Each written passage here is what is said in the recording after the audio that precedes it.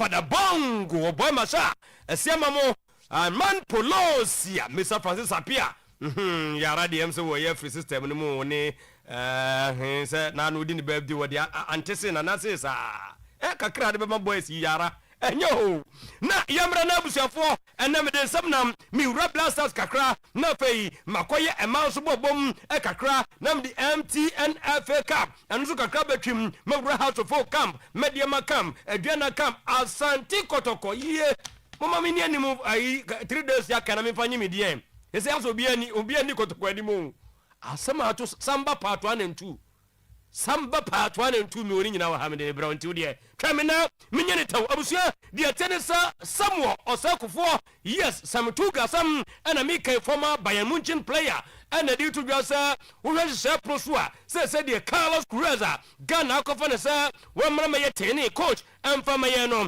wo so wonyane ntie say coach no ahase a woni players bi ahase kasa na mom oso onya omua omoti Ghana football no ase omo ne beboa yen ama Ghana World Cup no ya I think by now he has started talking to some of the players that he thinks that they will be available for him. But I also advise that he get people who also understand Ghana football, who are playing there, who have tasted it, to also have a talk with him. For me, like I said, it's not about the coach. I think the players that we know that they can do better, we should give them confidence. And I think coach know better than we do in terms of talking to the players the way that you want them to do. So for me, I think either we like it or we don't like it, we have already signed him. So we give him the necessary support. Critics here and there, it will not help. It will not. We can criticize whatever that we want to criticize. Either we like it or we don't like it. He is going to sit on the bench. Wano and a better bench way and it's somewhat or circle for Samituga National Sports Authority boss yaw ampo for anchor yaw and the air to ga as Ghana near Zepe coach and of course nye coach be as a coach wo kra pedigree tie nyina no yen support no. We have a new coach. The selection process is over. Now the process of preparing for the World Cup begins. There's no doubt about it. It's going to be arduous. It's going to be tough. Even if it had been Otuo-Acheampong, even if any coach that comes in, it's a very challenging terrain. We shouldn't discount that. This is the World Cup. You put your best foot forward, your best players, your best coaches, technical team. It's not just about one man. There's going to be a very solid technical team. And I'm sure the FA, with the research, the background, checks they've done and the mission and the objectives for the World Cup, they've gone in for Carlos Cruz. I mean, he's known more famously as Sir Alex Ferguson's right-hand man, very well-known figure. That was quite a couple of decades ago, but he still has a reputation. He's still respected. It's left with us to support him. So once he's been selected, we have to support him full throttle. Me the blasters akogu me komanim awan sanfu from na me kwakodru MTN FA Cup say they are separate boys from the men ni nyina ne so kopiam awan Stradros Sports Stadium wa na kruo for any semi-final stage way any can say obi anyo bia awo MTN FA Cup no mu wakunumu ya dem na so Nations FC Echimeduana Sabakwa Omantuante Nations 1 Adriana now guess who Emmanuel Ano and a share go no demand Nations FC Nations at the Nakosi grand finale no trains between Dreams and Mediama when they qualify upper the tennis and also game the weekend here to Gano not just a Dreams Aposa Mediamansa semi-finals of the MTN FA Cup. Yes. Yeah. So the Dreams never did FA Cup. So, we na who say Bobo Pana. But Nations also, I said, Diana. Nations said, Diana, that game was fair game. Nadiana in fair. Massa, man, to try Ampio. The other game, say Ghana, a serious country. Oh, yeah, Mamunke Kasa. And Kebe, what do you mean by Ghana is serious country? One Ghana is serious country. I am find expressions for fraud. Unu akombi bi say Ghana is serious country. Who say who dig Ghana atem? Mama kan say was here room. Bia wo hu bibi ayen room. Na Ghana is na because some of the words na ne ade na use. More man what? It's me. We know man papa what? It's me the video to me Ben see here. It's me the video ya something good for Ghana league. What happened? That game was here room. Okay, so Dreams FC have booked their place in the final of the MTN FA Cup 2025-26 by beating Mediama by 3-2. Okay, then Ibrahim Tanko say disappointed when Fred Dormon, who is the coach of Dreams FC, says he's delighted to see that result. Say, I'm extremely excited that the boys put up this performance. In the semi-final against Mediama SC, we realized we couldn't win the league, so we had to turn our attention to the FA Cup, and I want to commend the players, he said. Close sources say, I'm saying, Prince Owusu has traveled to the United Kingdom, deeping on uncertainty, surrounding his absence. The same source suggests that the coach is unwilling to continue in his role at the club, casting fresh doubt over his future with the Porcupine Warriors. There's a coach on Nkrumah. Okay, I think I will agree because now no your call because he appear here no. Because he appear on the back as a year a war and Zimaho baby. Agree. I saw Hamza Moni at the Baman who coach Prince or and he confirmed say be our two coin because usually you would see him there. But Mr. Obi anim the interior. Nana you know UK one. Say o mami for more UK. E beti mabasa. I know Obi am in the UK. Okay, so GFA Carlos Queiroz and other World Cup build up Samiko 4 also advising head coach Carlos Queiroz and the Black Stars friendly matches and Nina is on the bed today. I become some elsewhere. Go for cruise ball wasam. Vincent Company says it feels great for me. Every title is the first title. Every title is the first title. We have to enjoy these moments because there's a lot of hard work behind them. Vincent Company chalking lots of successes. We lost an opportunity today, but we need to reset and go again, according to Mikel Arteta, who gives thoughts on his loss to Manchester City yesterday. Arsenal still the best team in England so far, according to Pep Guardiola. Rio Ferdinand says that Michael Carrick has to get the MUFC job. Dominic Soboslai says there's nothing on the table for his contract extension or Liverpool. And yes. As I said a few years ago, there has been no real progression. Madrid, so there's real possibility that Real Madrid could make a move for Pep Guardiola once Manchester City's league title campaign concludes. Guardiola is understood to be open to the project. Teddy Sheringham insists Marcus Rashford did not deserve move from Manchester to Barcelona. Mourinho on the brink of going unbeaten, even though reports say the best position will be third. Unbeaten but third, Jose Mourinho. Napoli will part ways with Lukaku at the end of the season. It's over between them. Where headlines if you go focus so be anywhere SC. 9:45 is the time. Kanji and Najek drinking water near Betty Monkawa. Baba na wasem kana fi mi. Papa Kanji na. I want for say ask some phone this time. I'm telling you. As a business no aslama this time. Bana cried. Okay. Sara no be catch man no pay. Okay. So telling catch as a asna the mo ye na ma isi arun wakana.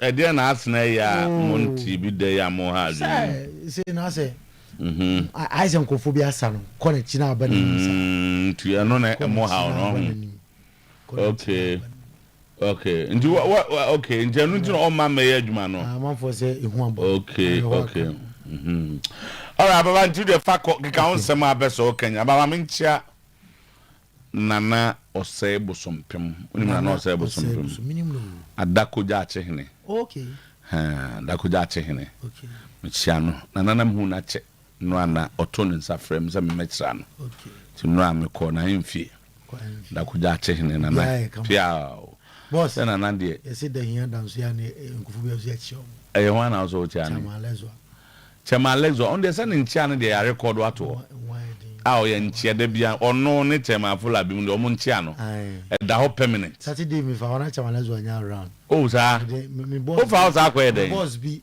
enemy card me foul. Ah, okay. But you won't know you. But you see the na na say bosom pem na echian. Echian na wi ani achacha.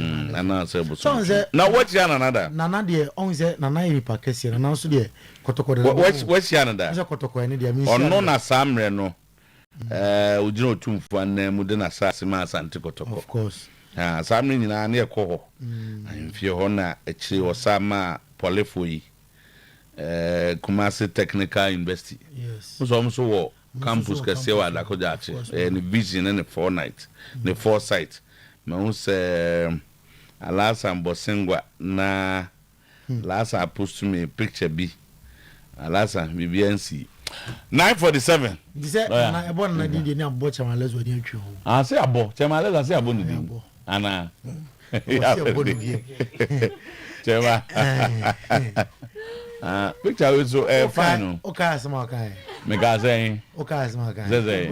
Na ya asna. O say. Victor Joker. Na the story Joker. Ana. But why leading talk. Oh, and then go. 940. Difficult to support us now. 80 I don't pay. Mom dear, no say difficult, mom. Difficult. I don't know, mumu who is difficult. You want to say, Bono Fiano, weekly. Me say, you may have your voices. Me say, it's some boy. I don't know, Mamma Tinjano. Mumu who is there. Yeah, that's the top one strike. I don't know. Bono. You know, uncle, they depend on Kayaveto. 80 I don't pay. Yama, Yama, special good morning. Na Yama Kwaba BM Oyerepa 100.7 FM. Live on Oyerepa TV Marasanson. Ye konko fun cross on Samoa. Eti adenchechana ebum fumpa. Ko fun cross no. Ya de honsam atwanim and some de Dawson. De disefata se ohwe na otie ena no pay ena yede esum wo kitikiti man polibi ena aka nsuo yanom aka bunu pa ano pay ye to ebo ase atensam na emra ye confirm mumnu nyina ama wo on the show near live our Facebook pages no so Oyerepa Radio and answer Oyerepa TV Ghana Oyerepa Radio and answer Oyerepa TV Ghana now message here England Pep Guardiola Enra one in Manchester City our Etihad ete Arsenal ene Ryan Turkey ene Haaland mo ebo mo dempa emra Kai Havertz enya consolation ba kon ede ema Arsenal or say Gamer and Ambanom, Ama hope, na sa hope no, just say games are akanyina. I was fun serious, or say Manchester City, alive again, and they will fight for Manchester, Team Akarom, and what team, Oyem, and Okasa Afa Gabriel, Mega yes home, or say, on TSM, such great talent is being wasted, Arsenal, and Gabriel Jesus, the Brazilian striker mum and Ochem said abi striker yi onimbo because was a Gabriel and in boba no poa owie Ochem sam obo Ellen Haaland abaso ono de bia dia oka ade ache Ellen Haaland ne se I was say e continuous I was say and was no but na eto so eno ni secret or de Emma Ellen Haaland Jamie Carragher ade atu Jose Donnarumma aduma oye e wo go post mu no krenie anya de sa basobode no goalkeeper ensa eka or say onya sa appreciations no sa hype no nya de sa Donnarumma ensa etimi eka na Ellen Haaland and Gabriel Magalhaes defender no fight pa enra ewo Etihad na nya sem ketwa enti yebetwe video no emra na Ellen Haaland and Arsenal defender sporting jersey number 6 and eda Oyerepa TV no so o enjoy video no maminko Ellen Haaland asuye about the first player to register 30 goal involvement in the Premier League this season on himself Alan Shearer Vieira, Oyepi, Mo Salah, Harry Kane, Thierry Henry, Womana, Eric Corto, more than 30 goal plus. And pay Yerasan Samnum, L2 and our Jumatino Sum, na Odawani, Echo Ryan Turkey, na Suya, Ryan Turkey, se Enra, Womu game na, and I'm a player, se catcher, Omoho, sa Adia, I was set yeah, and it's a match, sir, a team Akanina, a finals against Burnley, I was set a team couldn't convincingly, yes, more than 3 goals now, Yalidi, the English Premier League table now for match Sakanum, Yakono win by win, compare himself, you better him, the English Premier League Pep Guardiola post-match reaction after say Manchester City and that important win. I'm back at Etihad Stadium. Dalbert, I think so, for the Premier League, so they don't allow you to go to the process. They're so aggressive, so they are good in the duels, and one of the most competitive teams I ever faced in my career in terms of duels and 1-against-1, long balls. With Havertz, Rice, second balls, they are fantastic and didn't make build-ups, and long balls, second balls, we talk about that. We have momentums, they have momentums, we have chances, they have chances, and at the end, get type of wins, a little match. Really top managers. Really good managers. And top players for both sides. But now starting every 3 days have been so demanding. The trophy is so demanding, but the reality is just one. They are top of the league with 1 goal difference, and you have to enjoy it, celebrate it, take the good things, but don't lose the focus. And focus is in 3 days, go to Burnley. Maybe they play more direct than Wembley. And it's stick. And I have Pep Guardiola and HM's top 2 managers. After chances no Obia Enyabi. Na was a very big win for the club.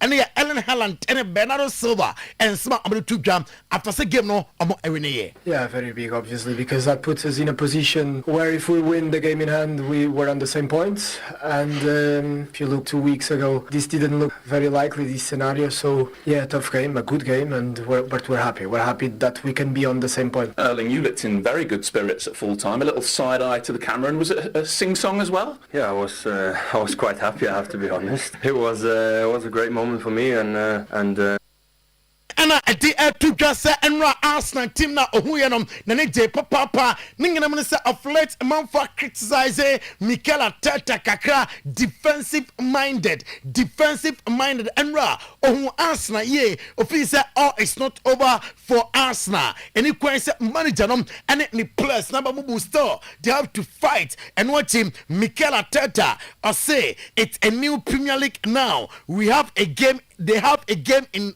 hand and we have 3 points in hand, so competitive. And we are Mikel Arteta at that to Jose Manchester City one game against Burnley about na Cecilia League at Zafreni Ashas here and we Mikel Arteta and on the title race no, it is not over. 5 games and 5 games no our woman some unbearing games nina and here Mikel Arteta Patrick Vieira or sister say pressure abedi Arsenal for them woman omane pe against Bournemouth and any kwansa omlusu sa game no officer Bournemouth gamer omlusu yenom and a lot of pressure about Arsenal team no so or say so you did sir English Premier League afi ebetimi age Mikel Arteta. That's exactly that, and when you don't do it and they have the individual quality to deliver the moments that they have delivered, that's the reason to lose again, because I don't think there was any difference between the two teams. There are a few elements on that. There is an element of luck that the ball goes in or not. In the second one, the ball gets deflected.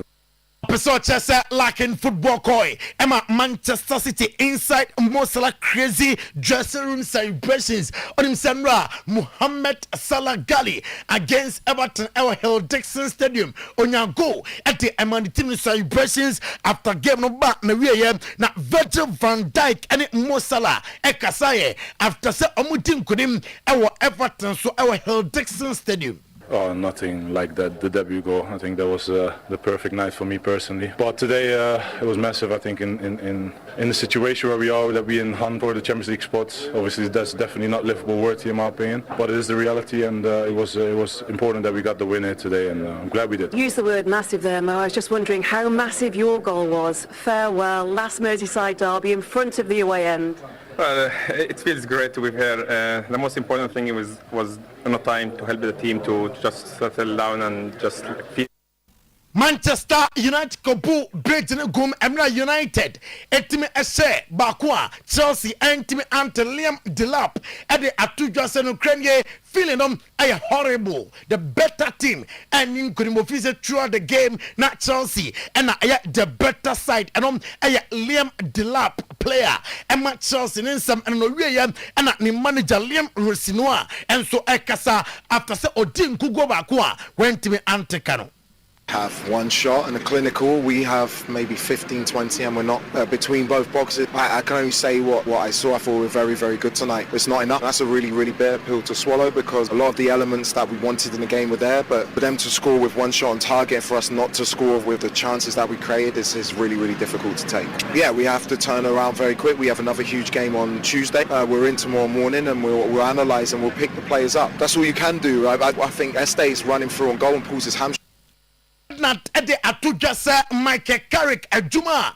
Oh yes, sia Manchester United no onim de ntia abadaba sorry na esia Jumanom yamfa ama Michael Carrick o castle eyes around her say Michael Carrick ni wa manager ben na okwakofanom etin abayis player eti ematim na emrebia etim atwam wabam and Juma no oyeye ni year results eba Michael Owen so on Michael Carrick and on say since abefa Manchester United Jumanom Manchester United and best club in the English Premier League Bruno Fernandes after say share Chelsea ekabakwa Chelsea anti onim say an assist and the goal by apart from the game. No, obviously it's amazing feeling for us. We had to bounce back. It's not just about Leeds. We are 2 games that we didn't win, so we knew that we had to make a great performance today because Chelsea is a very good side and it was very important for us because we know our aim is to get to top 4. They are the closest one there to top 5, let's say. Making distance is perfect for us and that's what we need.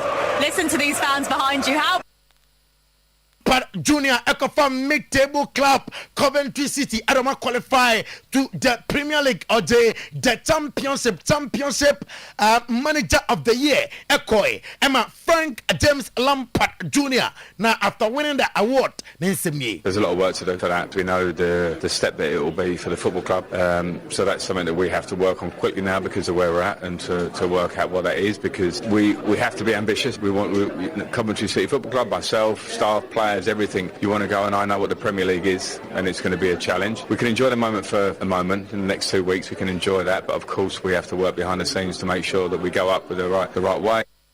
And the agenda challenge kese 2-3 weeks I was here Jenny na you real said 20 a year Juma it sounds a Premier League and to set the championship yeah course Spain na ya didn't come on I was Spain and pay Antonio Rudiger diamete HM Antonio Rudiger and come on Koswa team no DJ I will say 1 year yan sign and from Antonio Rudiger no instant Emma Madrid Bokorum still our Real Madrid diamete HM Zinedine Zidane and anka first choice Madrid team name am I late abe coach France after the World Cup into Jumanum amaje confirmed to say Madrid be appointed coach homon kwankwa appointed coach nkodan bia hom appointed experienced coach na Jayatisia and say that bia say Pep Guardiola or the Juma our Manchester City towa and Fiorentino Perez the bia tunchen or the Catalonian Samba tunchen na watem Pep Guardiola so penny mihiao brabaya jumam former team no just say Pep nsom any edge project na home Luis Figo at the atudwa say Tapi Alonso now sir enka Madrid man time official timer Tapi Alonso nanka ohianum wenya ewo Madrid bobo korum as a panic button amo president term dodo na let us on FC Barcelona and amo summer transfers and some Alexandro Bastoni he said the uncommon you say minute by minute it is progressing boy likely sir 85% obey juma at the Ama FC Barcelona Robert Lewandowski agent Pini Zahavi the American HMS Anonsom Ebesia FC Barcelona nafe Amadim come on Robert Lewandowski contract extension our Barca team num sa abeko anansa abetnam Julian Alvarez yes say a prefer pa so abaya juma e wo Spain biem sampo onsia kan emfa emma Atletico de Madrid opesa osia kan e wo Spain ho na eye FC Barcelona ana opesa oya juma emma womwom na that legend Rudgilit ade atu just Lamine Yamal are you worried about the teenager? As they say, Barca team no are still dealing now. So say Ospake na Anjisua. Barca team no emfa match bia obo minute by minute. Barca uswa what my promoting and you smart opinion at the atuja Diego Pablo Simeone. I say abepa Atletico de Madrid fans nacho. Say weekend D was Spanish Copa del Rey final on his Sociedad about 2-2 and at Sociedad and winning on penalties. I'll say or performance that I'll say went to me Angie Trophy and for Ama Wom and Dimola Lukman substitution and I Ochem say a pra enti and a money at Dimola Lukman at the FA game Italy Christian Kivu and Alexio Tana Nadi Takinadi or there to just a wo penina jumana se sia oyem e wo Serie A no e wo Inter e super and officer obey another foreign manager obey the Scudetto no wati Napoli and Romelu Lukaku. The story ne say e over between the team and then the player on trosubiem e wo Napoli bobo korum Demetem enye oko Beppe Marotta na so se wa titibi say amanfo kansempi say Italy no say talent crisis and Kodana omoye naturally gifted no as a yenhu san kodane biem emprempeyi ewo Italy no Marco Pellastra sa kodano masa talent biari wa echen no no me I was omoye more at the account Napoli abusiam Antonio Conte and Olirio De Laurentiis ebesiam na fem komodie atimi akoso with ne dachen sa outram and as okay adwuma ama Italy national team no na ewo Germany no Bayern Munich crown the champions on match day 30 and Nessanema Koye Emma Bayern Munich after say almost Stuttgart NT celebrations of the Bundesliga. You have 2 screens so now Bayern Munich crown champions ya match day 30 and Vincent Kompany and the Manterum a year a Jumano Julian Nagelsmann a bomb Bayern Munich also with that performance on a day Hurricane now while winning trophy BM ewo Bayern Munich amount for say on winning trophies once again oko Bayern he's still winning. Anthony Gordon yes waka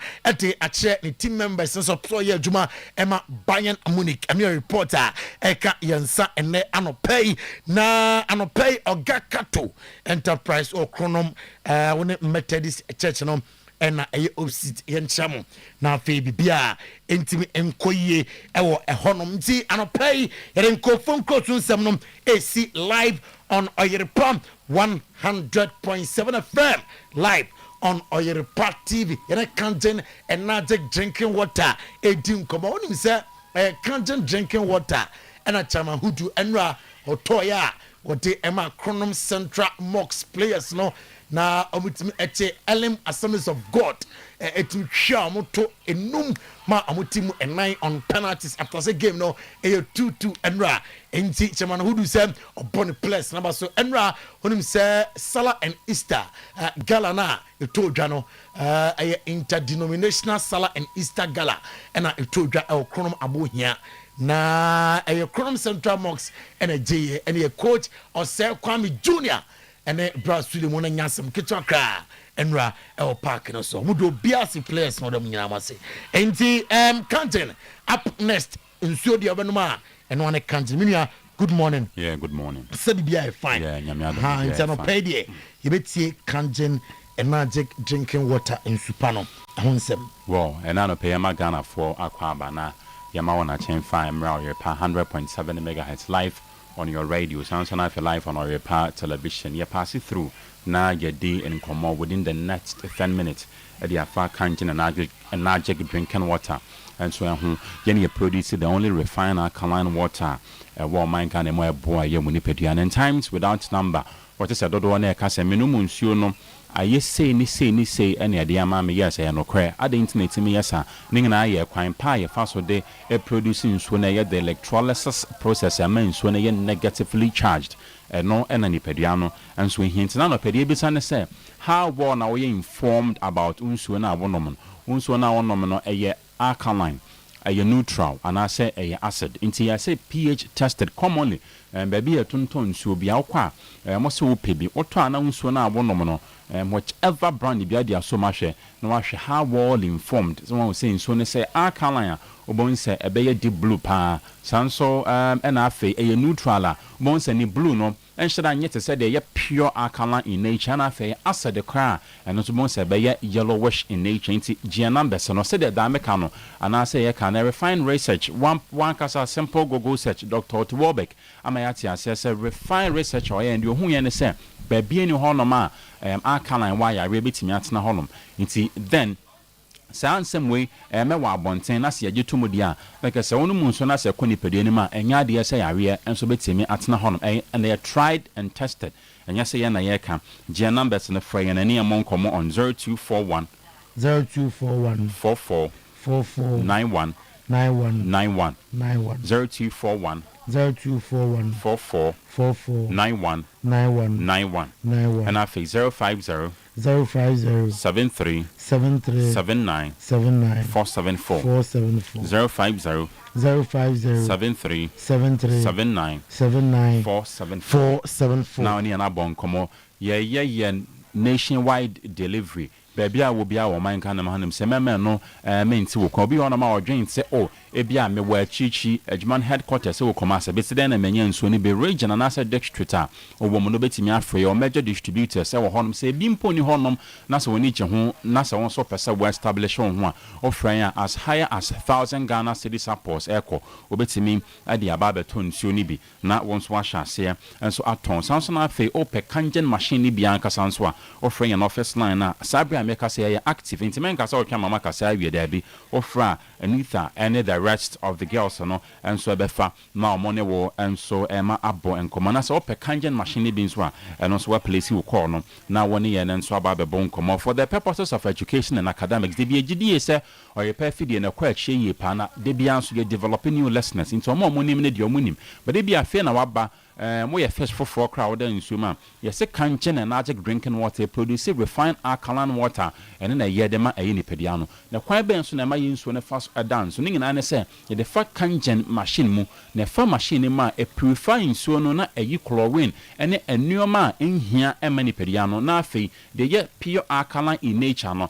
eno na ya source enso de amount na ye se enam in so no properties how do shronko e wonte no onom na kwani pedia ni ma ayade se eboana toxins ni fia hodo woni pede ni mu no eboa na etu ase enso ade afi honom anam say yese ba bia alkaline wono ya reintimint na honom ne nsema Dr. Otuo-Acheampong ya ate ase ne nsema ya ba be discuss ne ya hwe kwan pa no monsuo anase wo ye more hydrated a kwan pa e fa so na eboa for proper digestion and the key word here is proper digestion intie bia na wonim for the very first time ogidi ese wodidi akwan digestion fa so ekọ so woni pede mu nsuo enka ho unima ya mwate ase ene se nokre ade se nsuo anso part and parcel of digestion processes a ekọ so woni pede mu ne yakasa digestion ase de yengena yenim se woni mo nso a ekwan a wodidi na de na ekọ ni pede ni ma se nipadua no absorbing mineral content and as a mineral enioma word enimu no se nipadua no absorbing edidi ne dwumadi a wose ode edia ho behia se waste product na nipadua no so empe no and as excess product no etimi eba abonten sebi as feces and ho komo na ye ba behwe ne yawo several organs ya woni nipadua ne ma eboa for a proper digestion wo nipadua ne mu na nyenko an ntimi ni se adwumadi na epese ede ben edi no agese ehia nso ade aka ho ye wo gallbladder yɛwɔ wano from ɛyɛ wano no ɛhɔnom na aduane hyɛ asɛ sɛ ɛdigest nso ɛfiri san so na afei yɛwɔ small intestine yɛwɔ large intestine yɛwɔ esophagus yɛwɔ liver and afei yɛwɔ pancreas. So these are the basic organs a ɛboa for proper digestion wɔ nipadua no mu wabra wo san so ɛnom a lot of water nso wɔ nipadua no mu nti sɛ the MCR very good at project ɛde amayɛ no or say water is essential for proper digestion. It breaks down food, allowing nutrients to be absorbed, substance to prevent constipation and facilitate smooth and bowel movement. Inti ɛno na ɛda hɔ nom inti de bi ɛka sɛ pɛ sɛ ɔyɛ part and parcel of the conversation inti nyɛ sɛ ɛbɔhyɛ mu ka inti yɛsɛ nsuo boa for proper digestion. The key word here is proper digestion. Now, would the aduane na ekɔ nipadua no ma? You say aduane ni break it down into particles na nipadua no so epena. Ayade sɛ nipadua no absorb it at the core or cell no mu. And you say cell a basic unit of life. It is a cell no store sa energy na absorb your aduane mu na your basic nutrients. Now later I release it the nipadua no for basic functions of air with nipadua no. And you say about to prevent constipation. Into one mu nsuo hodo no sebi so yempo etima. Ayade sɛ aboa Emma ultimately pass it out too easily. It's a way I get the general impression of onum in Subia, specifically on canned and allergic drinking water. Jumedia, a didiment a Winipediano. Near see a crime bench in Sufaso in general, a faso digestion, a faso a digestive a diane, a Winipedianum. Yebeko the footage number 2, very good. Into I say it breaks down food. Now, so what kind of water helps dissolve nutrients. So, say them can earlier no. Ono monsuo ani nsuo na kwa ye nipadua ni mu no. E idea say nsuo no eboa na full nutrients ani nipadua no ebe absorb no through intestines walls no. E idea say nsuo ni timi breaking it down. Say ne ebe ya slowly ebe timi enso akomu na saa aduane nutrients ni nsuo no eboa na timi go through intestine. Intestine one of the organs eboa for digestion to take place. Now, things aduane ni bi and I say full nutrients ni bi ntimi go through your bloodstream ni mu. Nti ano na wa project e de ache no. Yes, ya things so prevented the friend say constipation. Was say adequate hydration keeps the intestine flexible and smooth, softening it too and making it easier to pass, which prevents constipation. To be on ma oba se sebi o person o jane nan a ehon ya din pass o person o jane nan ye se onu min so bebrebe na o chose kanje na magic drinking water no eboa se ne be ya ne wo intestine mu ebe ya mre na aye flexible ne mu be ya mre se ne be ya easy way and there sebi anytime diabetes to be a sebi ya pese e chere se jane na etimi akame out easily and so the amount ni pedia no it is ne so honom na se o brands na wa passes to a and as sebi o brands na wa jaw nan ya se onom kanje na magic drinking water specifically on that no etimi AD and as etimi eboa because of its refined properties and also ebo yes we no so free honoma eboa for fiber support and that's a support fiber intake. No be ka se fiber mpokra ayede ade ka se fiber and your matia ewo aduane ma udi and a classical example mango udi a mango a adetia na ewo mu no yesi e friend fiber abe owa ahomatia na ewo mu no anka ahomatia na ewo mu na akwa hyehyɛ osemu no eno na your friend say fiber nti yesi water is necessary for fiber to work nti ansa na sa fiber na be break it into soluble fiber na turn it into a gel like substance sɛ ne be ya ebe ma oyam ayemre na watimi pass out to no yesi ni nyinaa mu no sɛ saa dwumadi wo nyinaa betimi akɔso a agye sɛ wo nom ɛyɛ kangen and magic drinking water specifically na aboa to hydrate your system. Yes, I think lubricate your gut. You can say your gut. Sa organs ni nyina buama digestion etimi take place in the sound system and as sa organs no eno na o grouping nyina your friend say organ you say it helps create mucus that coat the stomach na ka say mucus a slim in nature and as to trotro in nature send ye be ye na aduane eto ye nipadua ni ma ebeboa na eno so etimi digest aduane no enso ediama you say it increases nutrient absorption or say proper hydration ensures that vitamins, minerals and other nutrients are effectively absorbed from the food. It's onom insuo na proper dehydrated no.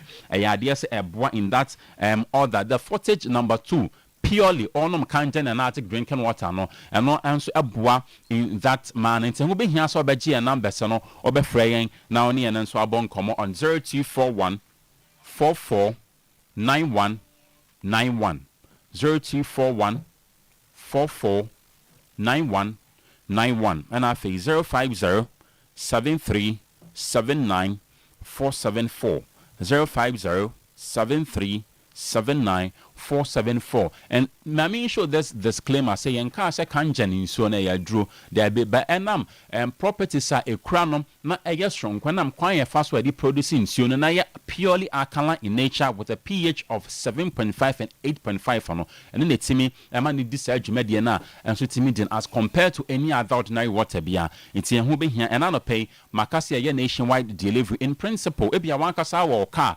enso abetimi enso e de aba na insu a opese bo order no e bia na nru so wan kasa wo car enso aba be fa na woni ye enso abo enkomo je number sene biem na ne emon komo on 0241 44 9191 0241 44 9191 and after 050 73 79 474 050 73 79 474 now on sweat many and abon common bibia so akofine at the amayen here the so distributors and after major distributors across the length and breadth of Omangan internal pe ofra your lines no ay hot ay active they be akase and who be here so be choose kanjan because in yoma bebre na ya discuss no sometimes and who here bebre so be seek for medication see fire numbers na active now near and so abon common right ye to aso ede amamo 1016 ye daniel ho ye ba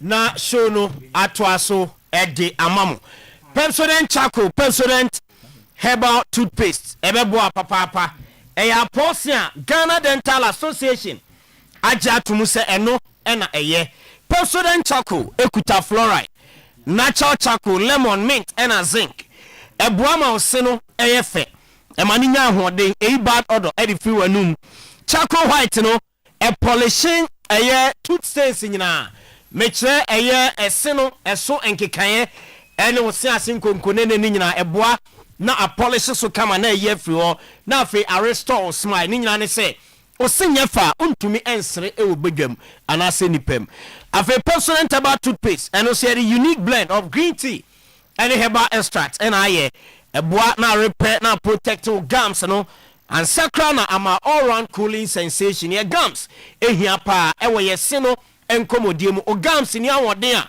de biara da wo no enya ahoden enti wo bo eye ese no ho ban no na wo bo gams no enso ho ban se de be no so e be nya ahoden de be support ese no Pepsodent every smile matters.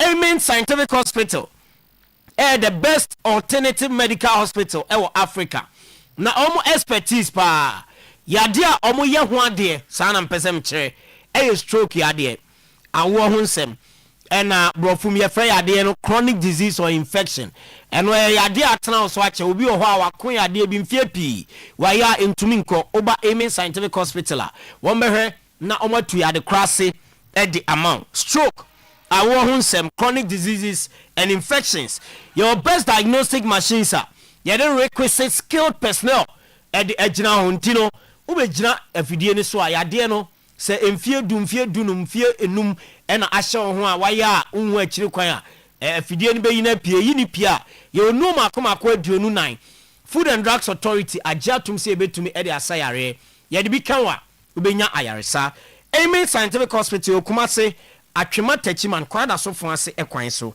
Ghana hanom yato ye branches edu enwotwe ena apete enchi boga wa bibiani Accra Takra de Tamale atebubu nkoko sunyane ho sahwide bi so ena afi hohoe eho nyina oba ye branches ho bra na yentu yade na se emfa ema frɛ na ne endi nkomo 0277 00 1234 0277 00 1234 eno Amen Scientific Hospital your number obefre na ani akasa ewo so eno no Bosomtwe Bank PLC banka oboa ama Ghana fo nyina ye ho ahenhan ye na omo no omo hwe sikasem ho ensem kan ni nyina no mama no agina brane ebia utieme usikasem atoape ekofom oye adwuma ne kwa na ekofom upesika de ahyem ebia ukoye kua adwuma upesika de akohye kua adwuma ni mu anan po se oye aban adwuma eni bosome nso ho paapa ubotoma dry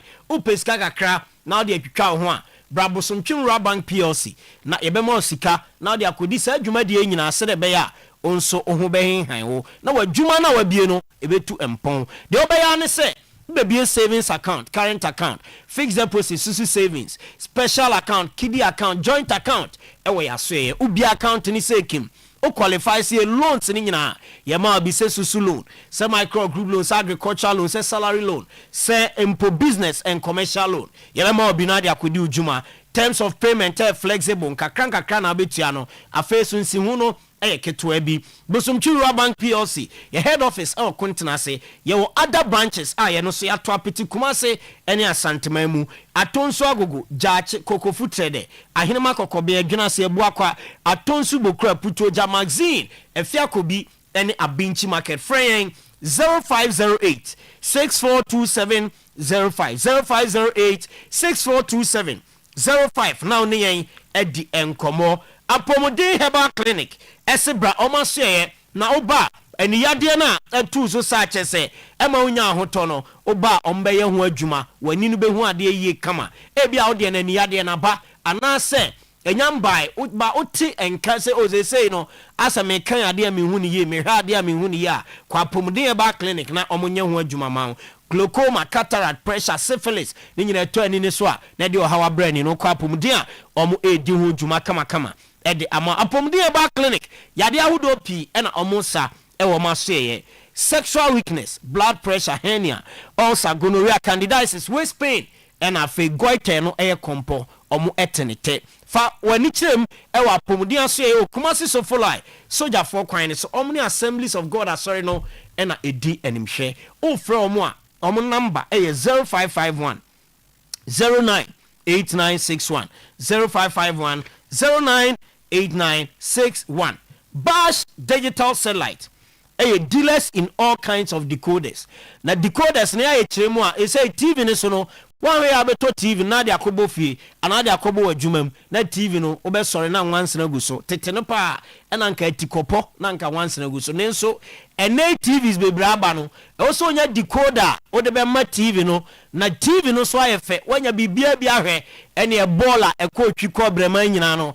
ubenya bi ahwe e wo so European matches, African matches, Ghana, ye Premier League matches ahodo ni nyina bi e wo decoder no eso anya no nko a programs ahodo say be afie upe movies ahwe oyere ho kani pe movies ahwe enkwada no epe cartoons omo pe educational programs ebia wanyumpa ene wani je ho ebia ode ne religious programs asa decoder nyina no ye ma obi no wanya bi ahwe ewo TV no eso ofre ye na aba ya so ya de be kwa koye installation amount ye wi ane decoder recharge e de account ho ne se individuals amoba abaji decoder ne de akomu fie no ye recharge e ma mo 33% discount off na se ye che sika ni mu miensa na ye ba kwa afrim na mienu aka no watua umpewe na apede e ba hyepe e na e ma osa akwanya we Abrepo Junction ship mu ho e na Bash Digital Satellite owa odi ni juma friend 0556 287757 0556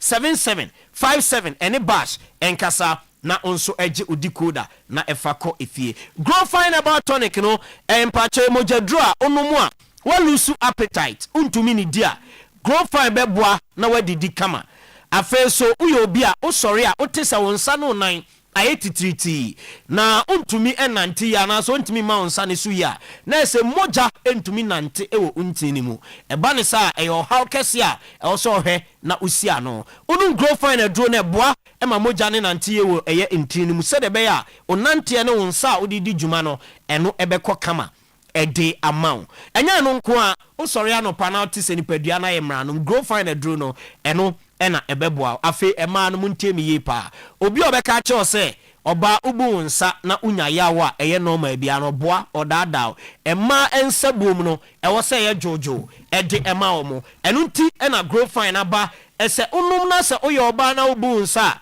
menstrual disorder se onsa bo nsisi so eto atwa menstrual pain se ote yaw ewo bra obusumi na dru no eto atwa excessive bleeding se moje tu abro so ebra wabu nsa no eto atwa ena afi so esiesie eyemo menses no ensem aka nyina eho edema grow fine adroy vitamins o me ebo amani padua no enya ahoden upe bi ato a Missy Eba, Kolnakeba, Smart Eba, Freddy Mens, Apidang, Pure Leaf, Chemical Shop, Eba Shop, Ewo My Ghana, Mubenya Grow Fine, a Drebe Bree, Ato, Ewo Ehonum, Digital Eba Clinic, Ewo Kumase, Amekum run about also qua, Doso Popa, Ena Esumwa, Ubetimi Afadi Opebia, Edi Akop, Fred Grow Fine, 0244 596532, 0244 596532. Any grow fine and Casa Grow Fine makes you grow fine.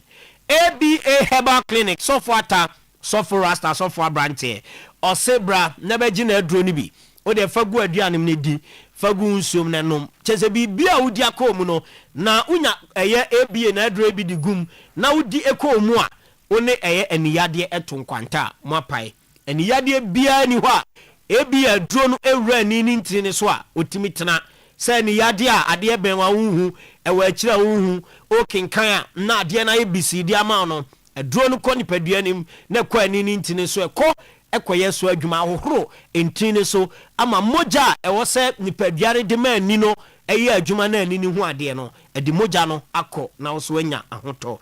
ABA Herbal Clinic o say o de hypertension ba moja bro so oye hu adwuma papapa eye prostate mema yade na prostate se unim se de ya de binity a se prostate no echiwa na odwonso asi odwonso ema na wa o de hwe se dwonso adedero pa na open tema ko gina ba bia dwonso na unduru honum se de ye wo nipadua num na asikra ema no ya de bia ya papa oko ABA Herbal Clinic na o prostate yade a obetu ase de amount liver any kidney yade nyina no ABA Herbal Clinic eye ho adwuma for ni chemo ABA na so ye Kumasi kwada so gina se main market echiwana Doma Inkro Ebenezer Preschool a oni apia Kubiko store eben pa ewo ebnada jom ABA ewo ho 0541 565 199 and 0502 812 161 utieme World Cup no akanefu abese aduonum ne kakra bi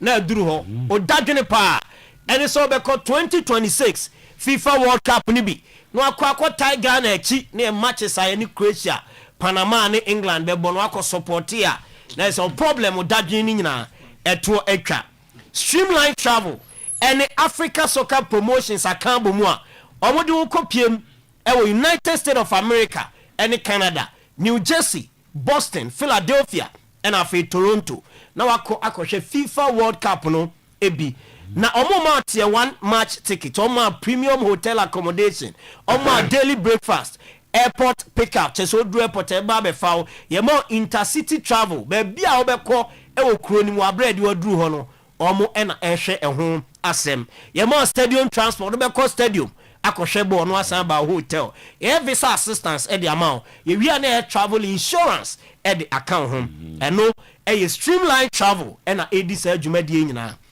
e the amount na we nyina maka ne bebre no e sika kuma bi $9,400 pe e na obetua na so anya sa kwanyan na once in a lifetime opportunity wako akọhwe 2026 FIFA World Cup no e bi free numbers we na jinchie mu aka 0249 313652 and 0509 632228 afa 0246 668981 na wafre na wajinchire mu bia ewo World Cup akwanto ya Streamline Travel edoko na 14 days na watchimi no so akọ enjoy 2026 FIFA World Cup no United States of America and afa Canada yede aboafo nsem no de kan e de see today's sports etwaso boss. Thank you so much.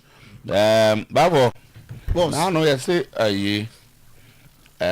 unko semi final me no Swedru passion as a nations dreams and then final what the final that will be a date when date in my yeah but okay.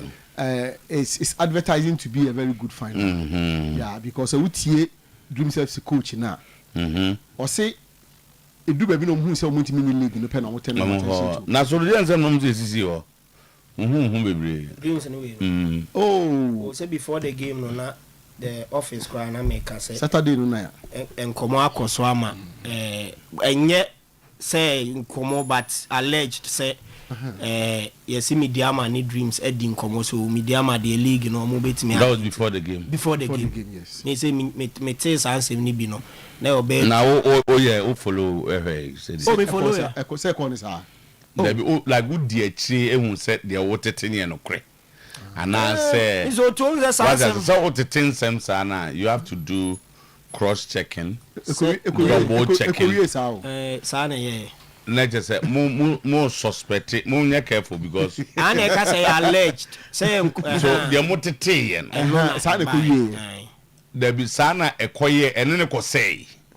Oh, me bed 3 hours to the game, Crano. Me say baby see. And Sana coincidence, a I bet my coincidental, but Sana at and the Saturday in the Crown office. Not line up by day. Oh, there was any FA Cup there. Medium semi-final first 11 in Oh, sir. First 11. The last game of boy Tia Kotoko. Any FA Cup semi-final we play a bienu obo Kotoko di enibia. Obo. That's no my brain. Two different hands, you know. My brain. That's a break. Semi-final. Now Bobo, so I'm ready to arrest players there. Entire team. I say arrest, entire team, Tama. Arrest. Team the Muzu say 11 and say so mo and then no say and then he say what is score line? Oh yeah, team. I want to dance ni I catch no. Oh, Zakito office na me yeko. Zakito what is a born be NDC? Aye. Me striker, your point striker see me ne cap, me catch striker say Matisse born no say. Omo dey my dream say me tey. Me ye call o kan ha na radio so. Oh, there be no radio so yeah chiri nkomodi. There's a dance na internal. Yeah, internal. Okay. But come am I you the chiri kakra te say aso ya che. We nfa we na we nfa we. Na say na nye final. There be say yes semi final. Who go do final na final no so no. Say dreams person of Africa they will do final so be ko. Na say nations so be so go final. Anyway, and this is the so called Africa.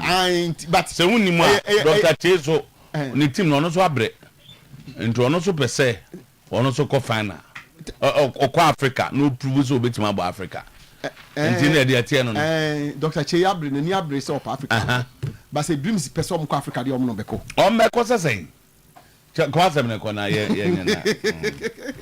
Tawa ata ziyara o ha yin kakra o asema ye kai pa ti nyame nim nukrani ti tama se media matima ye nim omo a ye nim omo so omo ye solid ya ye nim omo na media ma ebo o de ye no asana entire 11 na ba mama why nuka say unza police curse ni be wurum kakra but thank you mama the reason why on for police curse into I'll give you evidence why the police issue no sort of towards yeah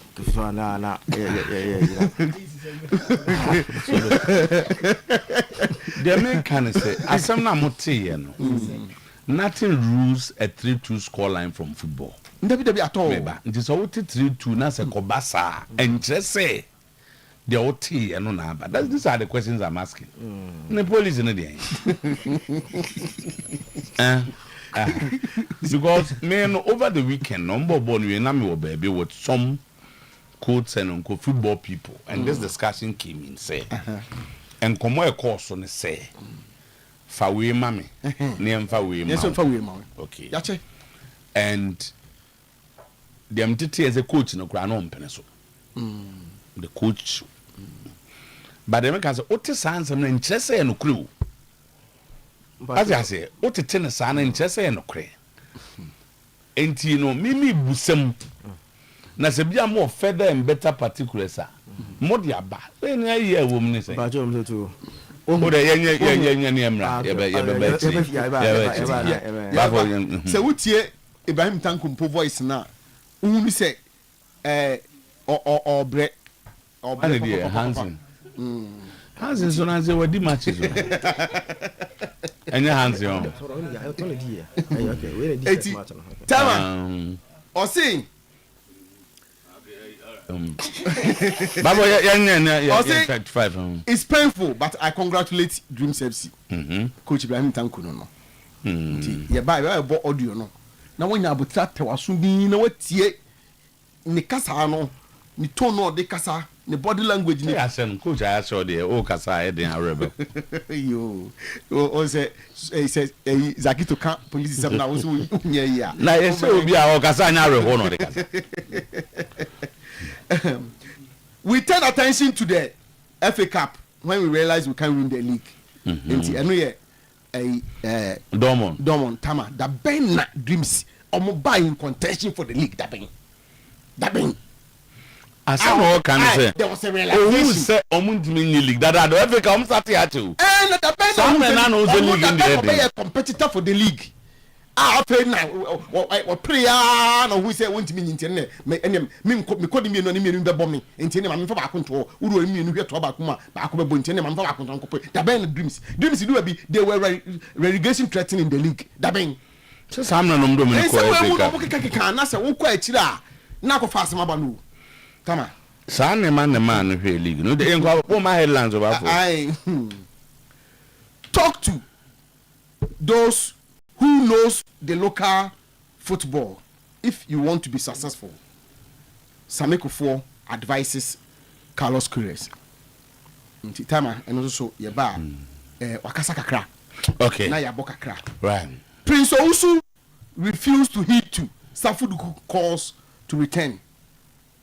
Tama and also yeba ehun asem wo hono. Last one in me include 10 players from the local league for the World Cup. MP for me on honorable league ni bi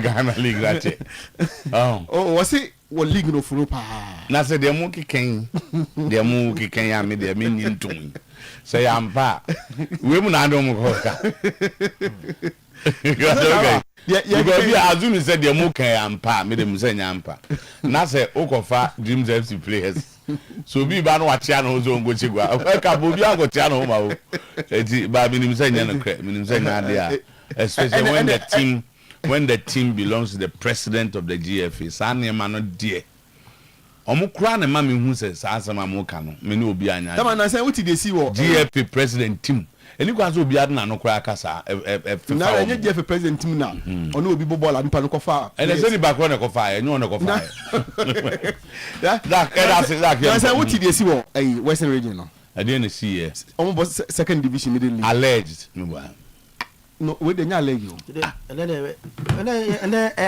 evidence we are coming with evidence to the team biri start in the name of Basake enya alleged e ko ball time I was say alleged and the police the man by the police when we bring evidence so be alleged from but evidence no is always against the evidence of the other party. And you just say a competent court of justice. I say sitting in your no. In your chair, as someone as the judge or the jury evidence. Now, we another evidence. Okay. For now, I bet you evidence. Judge Bema Boada. You evidence, remember? Babo, me that's it. That's the end. Said the bear. Eja. Ebet me nyada jaba. Ejedi. Bibi e kama there. Okay. Also follow nsem ni bi about that match. Now opposition is say ususu say ebet me no correct. Sa ho. Some say clean. Okay, njo obi anya obi ahwe. Ti e twen final no. Nations versus Dreams. Obi a person ko Africa. Say am pass obi ka say ko na me ma anya bibia. Nations aye wa do. Dem na say final dey won timi be ye kona. Me just say that final no. Sa on be bon way.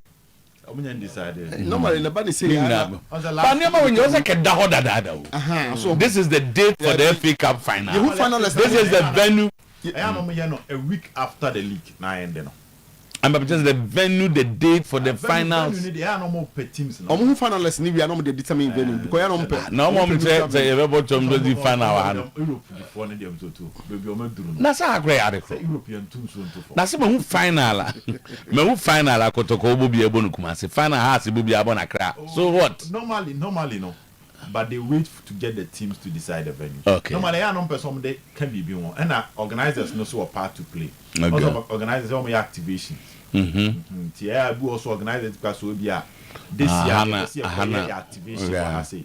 So they factor all that factor into the conversation. Yeah, Baba Penina. All right. HD Akwaba. Well, Zach, young quay. Mr. Better okra. If any evidence, if you some those, any evidence, I want. If you some those, I know say chow crack. Check.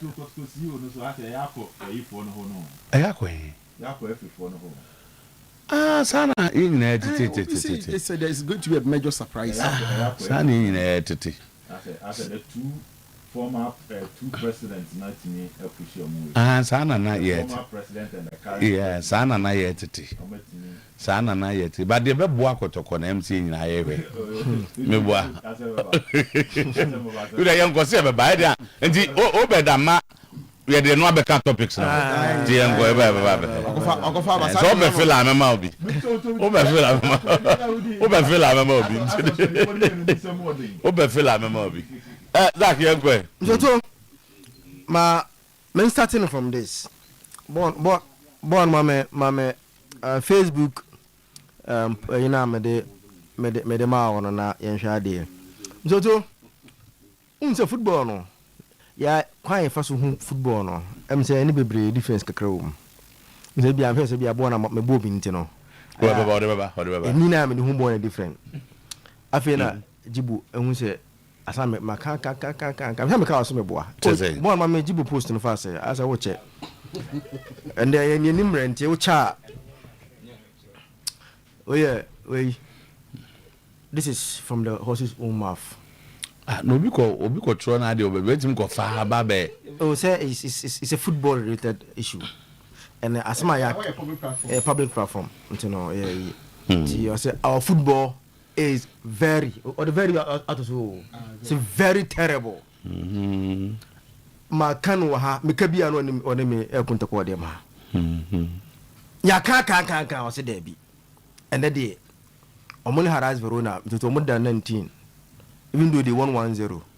But so you Milan supporter or rebel who say you are a Milan supporter watching that game. Like you'll be disappointed. Say you aketwa Sports Tiger. Tony Amuzu na kase nedie yenche wo foreign pa. Minim kuntia Amuzu kasa. Dem say Amuzu osaye. Say na no ko abruche bi. Okobi akwaba. Oyeboga. I said the Amuzu mbese e bebe fie ne. But say no tro no in a nice way say a lot of matters dey foreign. Let's stay a little longer on the English Premier League for today. Do this and shame Zakito. I'm disappointed in Zakito. You should have started with Arsenal and not Milan. Milan ye di twem say team ninye kaka nti baby a Milan jina no. So to Enra Milan say some say they won 1-0 but you be disappointed as a Milan supporter watching that game. In say harass Verona the 9 team from Soto na league lock. Na Milan na ball. Na say as if say harass Verona na division 4 be na ball on that day. They won but sabo be 90 question team probably obesha. Okay. So that is the story of AC Milan and soon the Italian Serie A. Misoto England. Asembisi bi mana. Bien si. Ende me enche 0 enche no. 0 e che o papa. Alaza wasega. 0. Misoto na picture we dem hu da o. So that umo can. Look at us by no. And 2 years as twa picture no ye no how or more body bin twa no. Na who say trendy there. Na dey na see. Eh, we picture be trendy nya some. Dey some men see some men. We dey see about number. So me who Arsenal lineup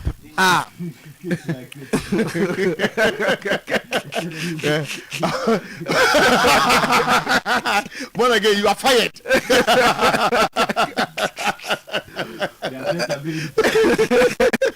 Ateta be ha junior. Yeah, Ateta. So me who lineup no. Me shime kakra. Me ma shime. Me am shame and say to virtually Arsenal most important fixture. Line up on by their top scorer, their striker at the bench. Not na bench until 80-something minutes. I had a coach in the Joker's ever game anymore. See the first thing, the name of Tom who line up and say no. Ateta Ajay to Sabono on to because clearly it is a lineup that kwako tete. Even though the personnel there, you see Eze, you see Odegaard, you see, but the fact that as Havertz no lead as a force line, no. HSA, even though the lineup looks more attacking, but in reality, no attacking lineup because your most important fixture, you don't bench your top scorer, you don't bench your number one striker in the most important fixture. No, coach be no better side, no, apart from Mikel Arteta. Apart from Arteta, no coach will do such a thing. Now, only the man, I don't know, backfire more. Sa 2 chances now, have it any no. Obian can have there's a Joker's and say chances. But all the Joker's now I have it edge now, baby, I don't mean edge now.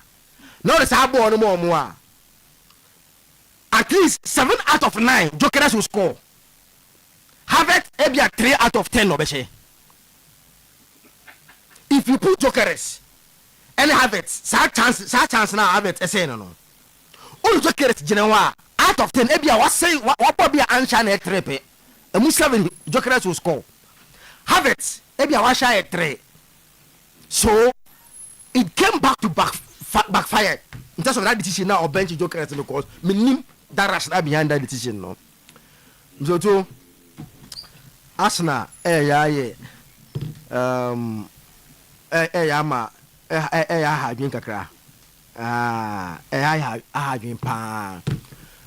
Yes, and you guarantee the City be Crystal Palace. Yeah, it's not guaranteed.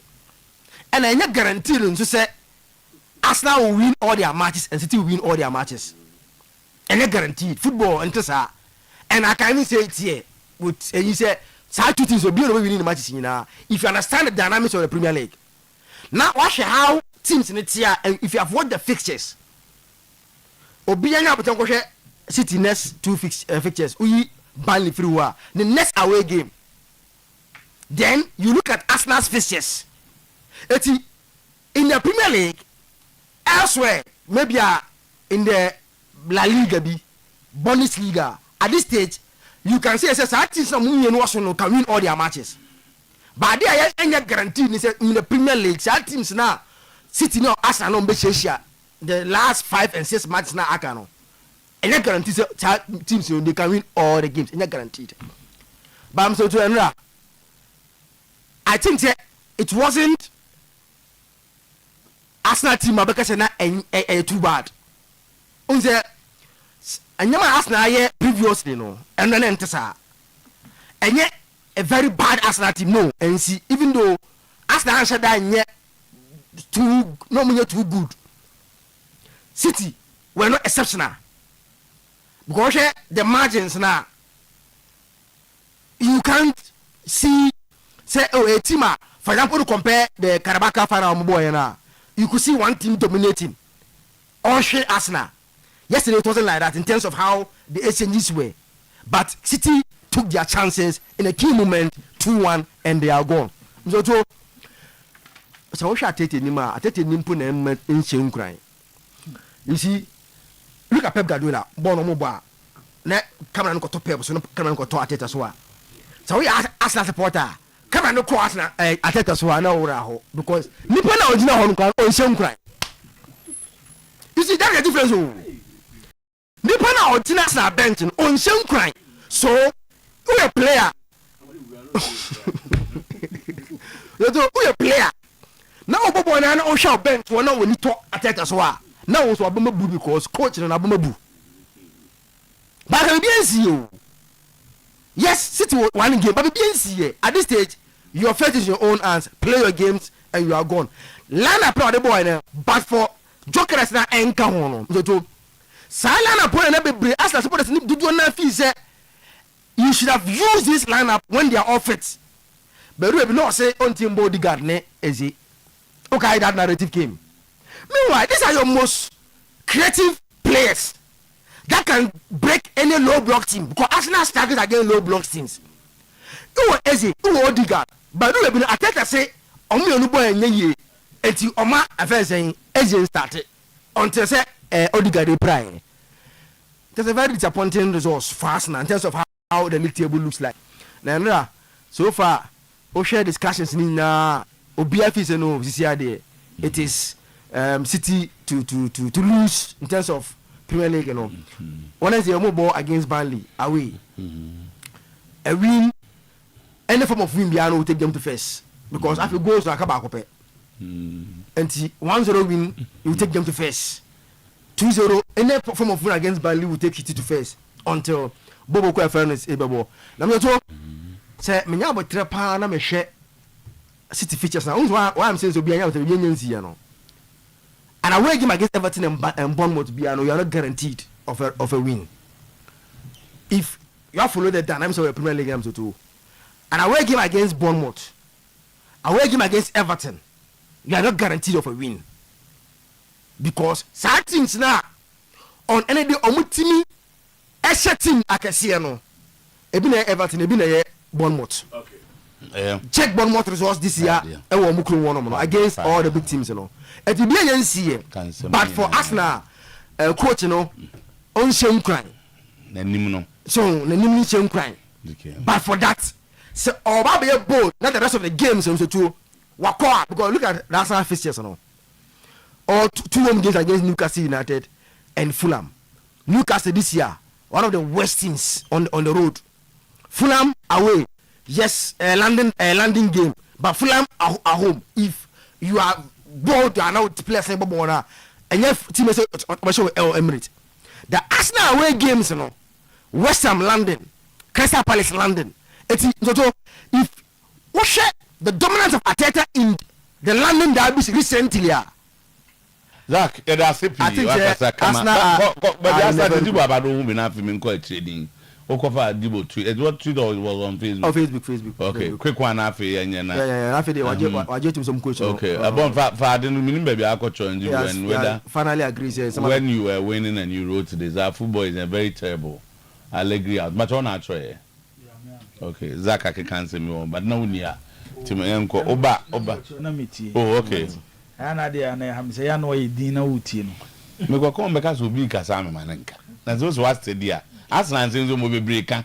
So I can't see me. I'm one say. I can't see me. It's Mama Quetty, don't remember. Minimum said there's a prepared response for him. Say, I'll agree out. Our football is very terrible. Was it very no crown a man to me? Kaka said terrible crown. Ejodi, Yanko, there's an hour of him who are taking one of them. Any Arsenal project. One team so all Messi are Papa and Chelsea. This is the Mati as someone called Champions League. They have agreed. It's like they are in a complete crisis. And I was not surprised that, and I'm sorry, some of the media houses now started a report to say Chelsea can even make changes regards to the coach, Liam Rossini. When the season ends, the baby, Ombetima decided they were going for a different coach. Yes, at least exactly. Chelsea, na Champions League qualification na Adian Kombe here pa. No, it was the last week na me catch or say Liam Rossino ya confirm the new manager bounce conversation. No? And Ekwakwe say in his last 7 matches, Chelsea winning 1, and it wasn't against a Premier League side. Their last 4 Premier League matches, Chelsea ain't she go. And that is the story of Club friend Chelsea. And they are just conceding for fun. The game against Manchester United at Old Trafford, Stamford Bridge, was a game where now Chelsea qualifying for the Champions League. And ahead of the game, United had their own issues, which was defensively. But United basically go there also. But Maguire's absence, Lisandro Martinez's absence, who said there be a to croak a credit about the day, Ama Chelsea can find a way at least to get a win so that the race for the top 5. When you say England, 5 teams never go UEFA Champions League. So it's a big opportunity and you're form. So just be in the top 5 and you've qualified for the Champions League. So too, Liam Rosinoa I confirm one day. And so once a coach be drew the business end of the league. After so I join the club for near do business and not start to sort drop here. It raises question about the capacity of the coach. So once a team a lose match back, now I start a lose to us. It raises the same question about the capacity of the coach, because coach there, with team lose match back, you go back to the dressing room and you fix issues for them to come back. But that is exactly the opposite of Adia Liam Rosinoa. The attack is not functioning. 0 wins in the last 4 Premier League games. 0 goals scored in the last 4 games. 8 goals conceded. So defense is not in a good shape. Attack is not in a good shape. And Chelsea, for the first time in so many years, lose 3 home matches at Waso. Into a fear one, you have the backing of your home fans. I'll be you soon as your advantage, it is not functioning. In Chelsea anymore. Yeura season when they have positions at Chelsea or more problems, Spanish and fair anymore count. Though they had issues, but we felt a Chirona say more anymore. But they say anymore to go number and say 1 match, 2 match, 3rd match. That's a coach in a saying because at least by the 3rd game you should find a way of getting a goal, especially against this Manchester United side. Due to Chelsea extremely disappointed. Most of Kasa about a year, they were not lucky and all that. They be game no.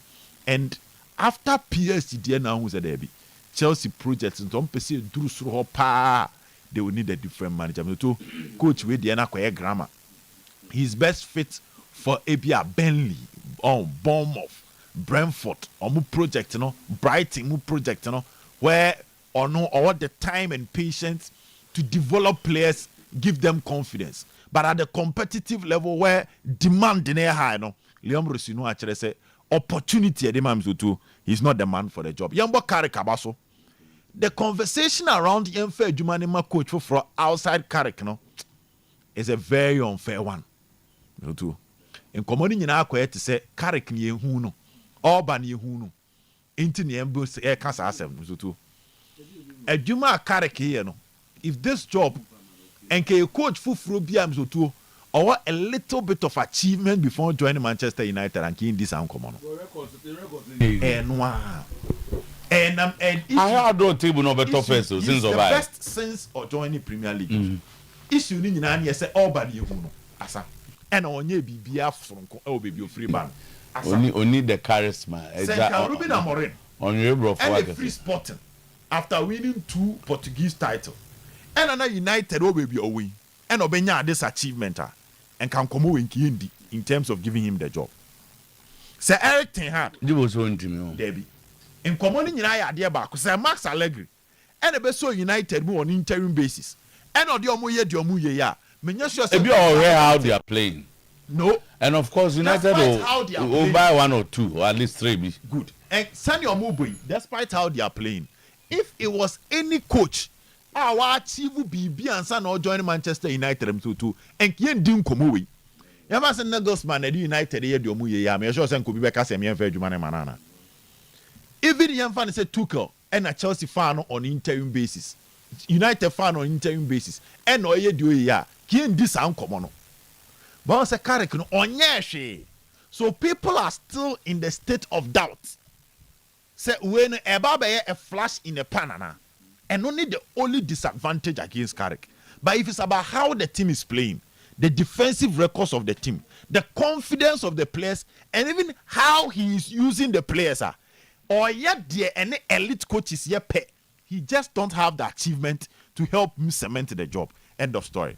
But I tell you, seminal, we can make Arsenal born, and minyabetre ko share Arsenal part ne kakra. And your mammy answer a fear, panic, and confusion.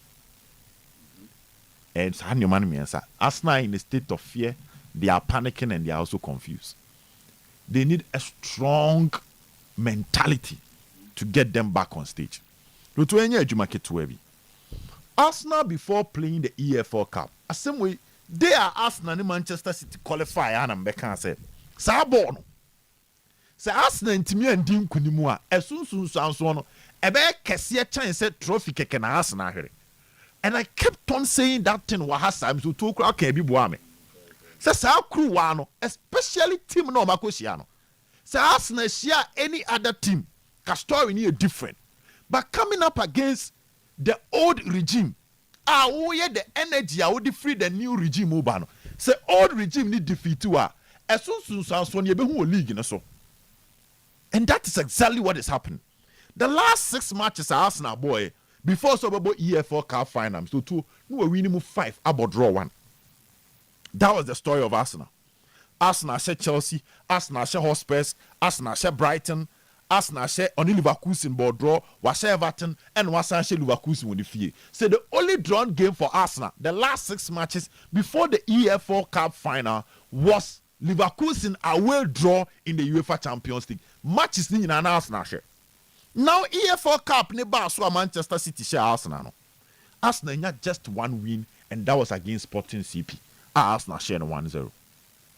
In a EFL Cup no, and one of the mental defeat and the element of fear Manchester City they share Arsenal. Because how they destroyed them. Sorry again here. Arteta decided to sit back and see saying Kobetimia exploit space of Manchester City. That did not work. And after that, one of doubt etc Arsenal team. So after losing to Manchester City in the EFL Cup, Saddam Tembeshomo, Omesha Sporting, but don't forget someone lose to Bournemouth. Sporting, another game was a draw and was against this same Manchester City team. It was a turning point for Manchester City psychologically. Komiso to Pep Guardiola ye bi bebre Arsenal ni nye bi da. I say no to time ye bo game. Na ebe duru stage be bia duru anu afeli. Se wo be duru ana ho start popo. Driver out the car e tu kwan. Na se wo duru kuro bi so ade bia onya accident. Se wo the car na ko obiem na wo duru sa kuro na wo yem start hyehyew.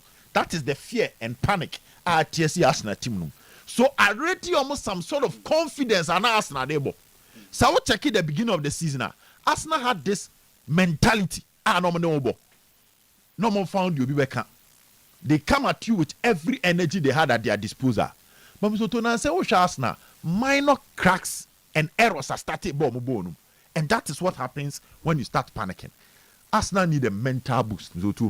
And unfortunately, baby, Manchester City ni so aduru no. Oma ye be pain. 97 points for Liverpool meant me League. 92 points for Liverpool meant me League. And that was a Liverpool team. It was a strong team. But City for one hand down. And that is what is happening to Arsenal. Key players are also not performing. So here's Zubimendi. He's not in the best of form. Apart from the psychological aspect. Bukayo Saka. He's been out. And he's a star boy, an important player for this Arsenal setup. Zubimendi no where Juma Kesi or Yama Arsenal. Game your mobile against Manchester City or completed 16 passes. Rodri completed 61 passes. Big players showing up in big games. It's looking like a game over for Arsenal. Because City for no, baby Omedruno, they've been consistent with this, hunting you down. A trademark of Pep Guardiola.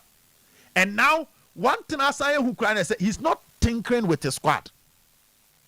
I'm so steady. I started this year, no. Na Guardiola system kakra. But it's was the Tijani Randers in Bemukurebi. He say he's not touching Ryan Cherki. Jeremy Doku Ejuma no and Amaniko O'Reilly nenya free space because at every particular point in time, 2 players na mark Doku. So O'Reilly needs to enter the penalty box free agent and he's able to score. Okay. Was settled on the squad. The City players are playing with confidence. They are also in a form. They are in a good form than the Arsenal players at this point. It to enya dia because we City abesan Arsenal points neso. But Arsenal need a massive mental boost for them to come back and win the Premier League. Thank you. You do. And go ahead. The key to the backhand is what can we. And got it to be in HD. One thing I saw say it's not like Milan the relegation zone. They are second on the Italian Serie A. And yet, Obeka season wa faili. Anamebwa. They are second. And offer the top 6 in the Italian Serie A.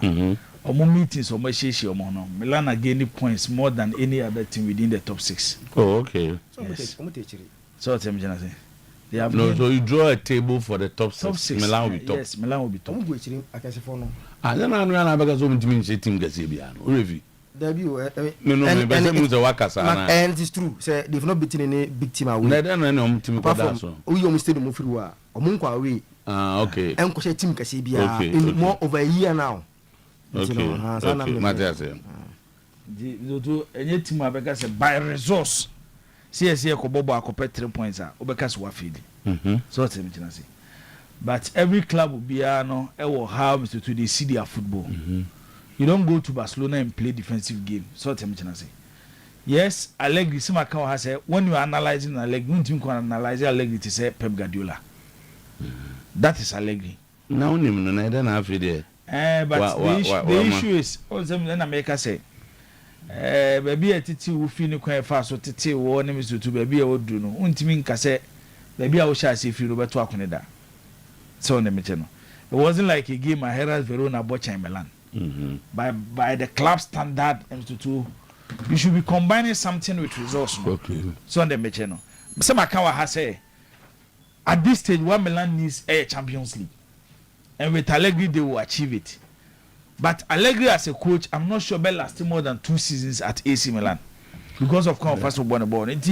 Zach, enye bia ehu bia no abetena ha no pair.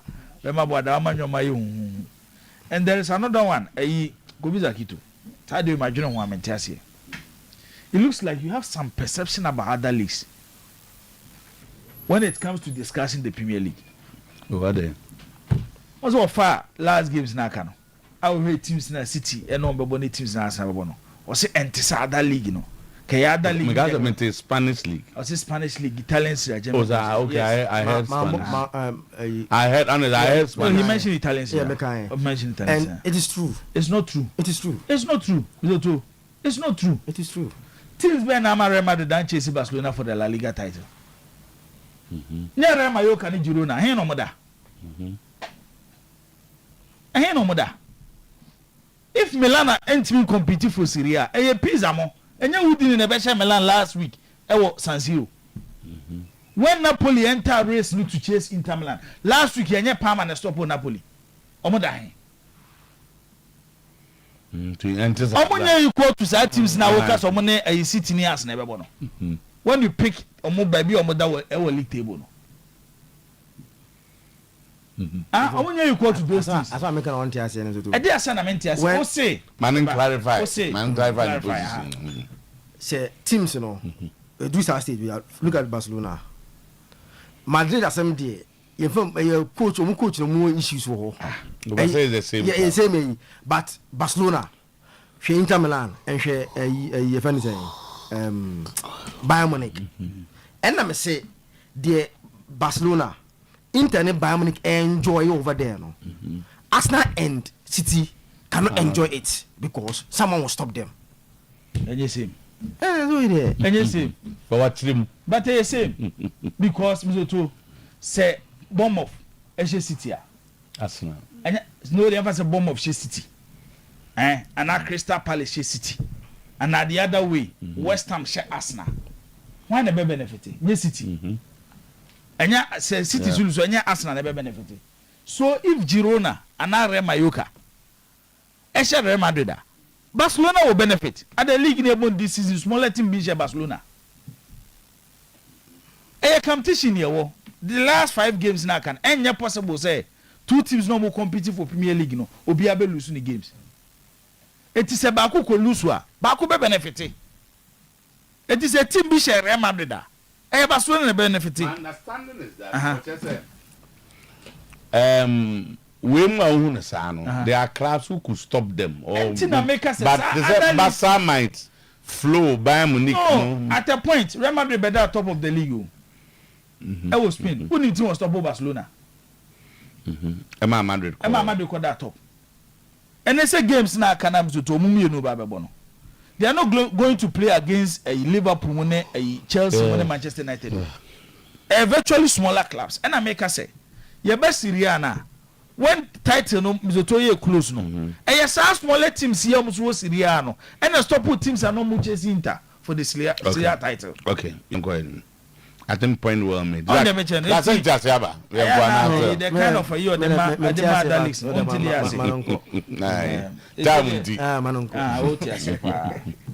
you see Arsenal supporters ni be so mo question na no pay. The balance will be Champions League ni Premier League ni yimu baako. No, na be you. There would be yimu baako. Champions League. Over real. So we Arsenal fana. Say baby adun tutu. Whilst we based on baby na. Yes, whilst we are talking about number of games aka any teams are to City any Arsenal be till the end of the season the last 5 games na aka the two. Which City was 6, Arsenal 5 no. In between these games, Arsenal war Champions League bo. And they are playing against Atletico Madrid. Champions League so at this stage the two. Arsenal cannot sacrifice the Champions League and say because City have a TNT, you have your concentration in Premier League. Say you do stage and Arsenal to Premier League nim. And no matter free no more could be and chase woman. I know there key different. But they say Arsenal by do stage. The coach of Arsenal, I am Mikel Arteta. And so decided between staying in the Champions League or using the effort to play in the Champions League, eliminate Atletico Madrid to be in the Champions League final, which are 1 game off.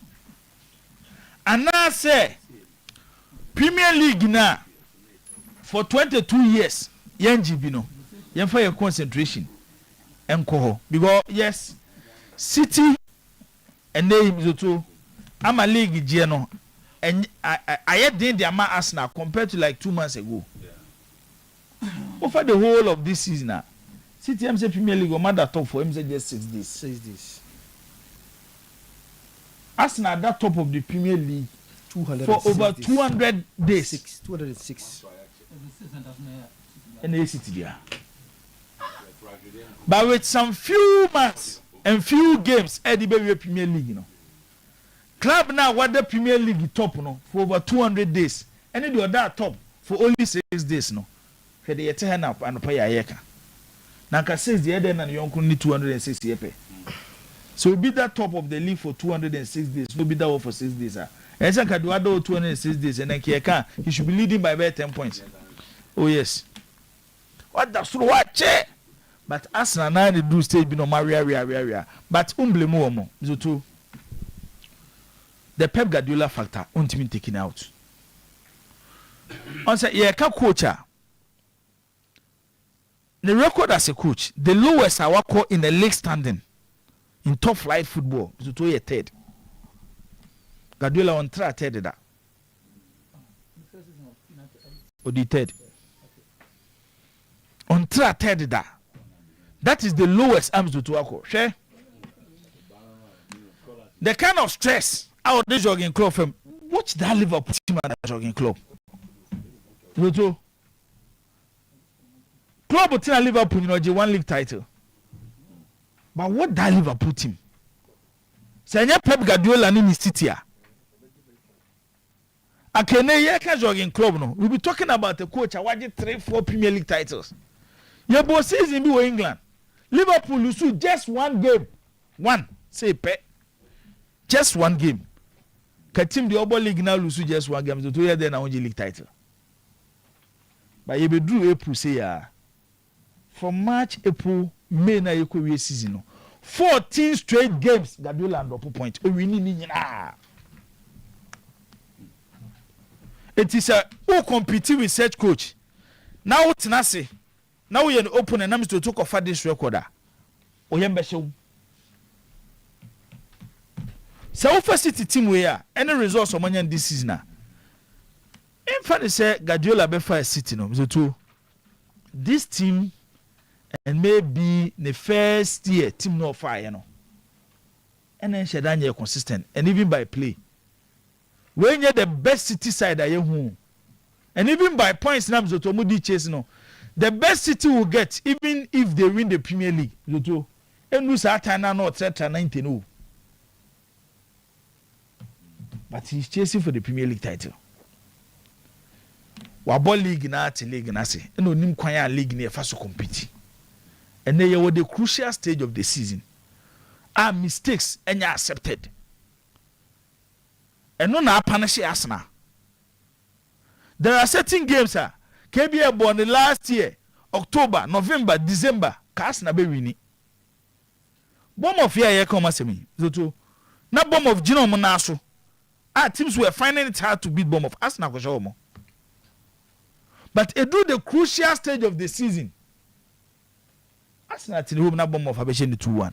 It do that same stage. It's like City now. You know, early stage of the season, at a point they were even struggling. And they City Nasasa. It clearly, remember the key factor here is the coach. And we share no game now. And I had about a course was Arsenal part this season. I mean, how Ateta the two everything are finding means to stop it. We had the second goal. And yet time there kwa remember you bear me and sa Arsenal going to the same situation quick transition. Arsenal team stop opponent no. I result in a goal. Donnarumma and a chebo. Then a long throw to Nico Riley, who was the man of the match yesterday. Jeremy Doku to Riley. Riley tries to find Rodri. Rodri enya ball, then ball call Haaland ball to net. When Arsenal are attacking the opponent, now opponent need to be bomb the edge ball in first and them. No more start a quick transition.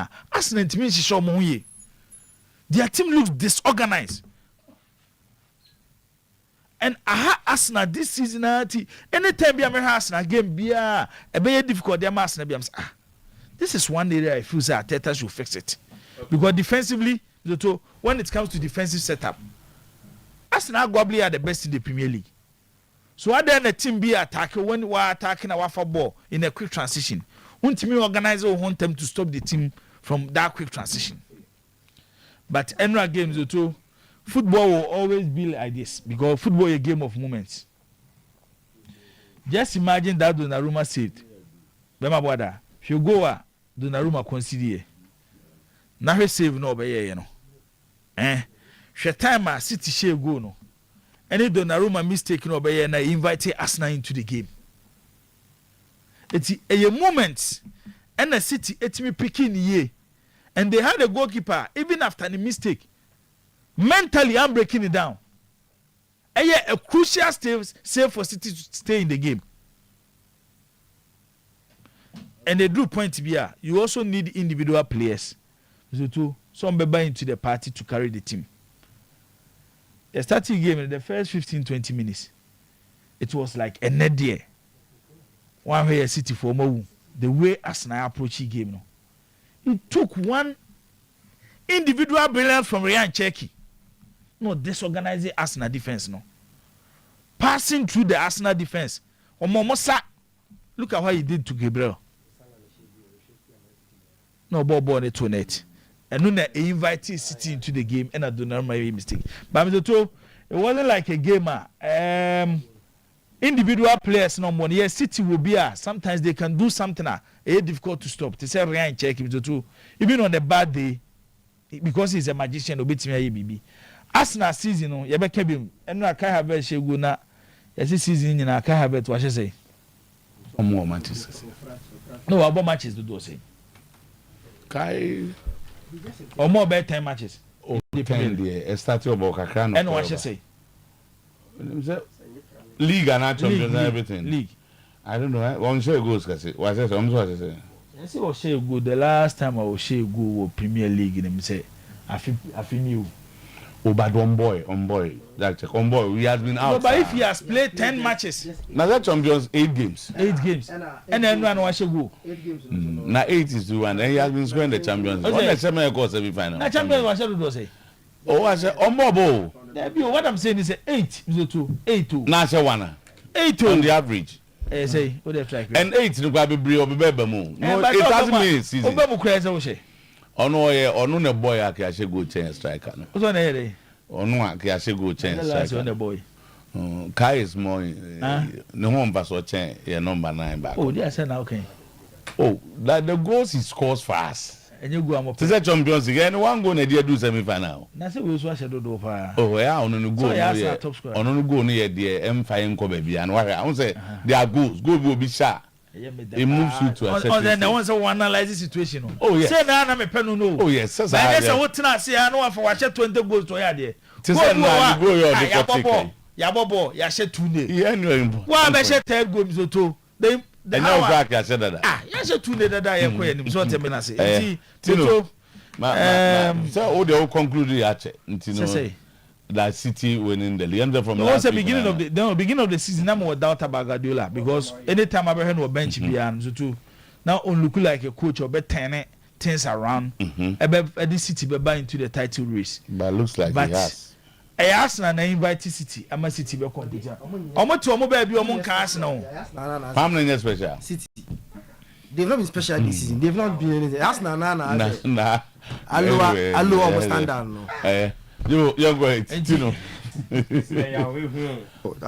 Abrante be Arsenal supporter say Arsenal start season now say Arsenal jelly now no da ko worry. Esi ama na worry no Arsenal. Oh, enyewe we are going. Enyewe can say on your ban on musu cancel. On your cancel. We are still playing. We are still playing no there. Isaac, what I got 20 motos I will say make come from now.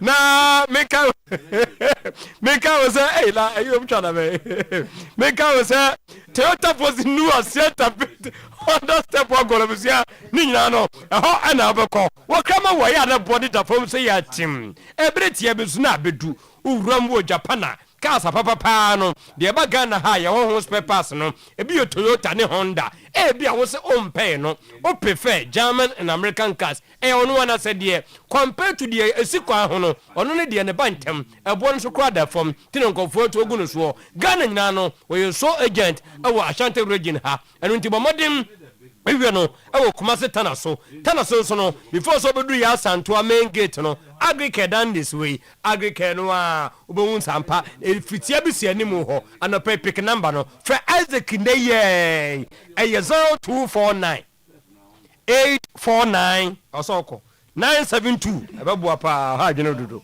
0249 849 972 number you offer ya pe Ike eno beka sasisi na nyama aboa Dr. Sam no pay watna se go for gunuso ni nyina ne se masa anidie yenkosro bidio wani dum masa wuja na dum eni nto no wo hyeda nya eye ni ho anatomy ne mbamem enya dupa eni nto bia ko ho no mos doctor we nipa nyamisha so wani nipa eye glaucoma cataract pressure ena abaso wo de no oposa abofra ne complain mama ye kire made na asemi hu ni yo de se me ben maame hyase bo abofra ne mprempre ya ne sa asem ya besi eni de masa ho asem no din enu ntibomodem wo mfa duro bia nwani no so obanuma ko nipadua mu na afuru afantini mu ana yi adwuma awuani so nwani ne so da ho pefe wo wie pa mema duro wo bi muya wona simi gima duro ni di trase mema obema mema waduro no na be ma ne hase mpagya fakofie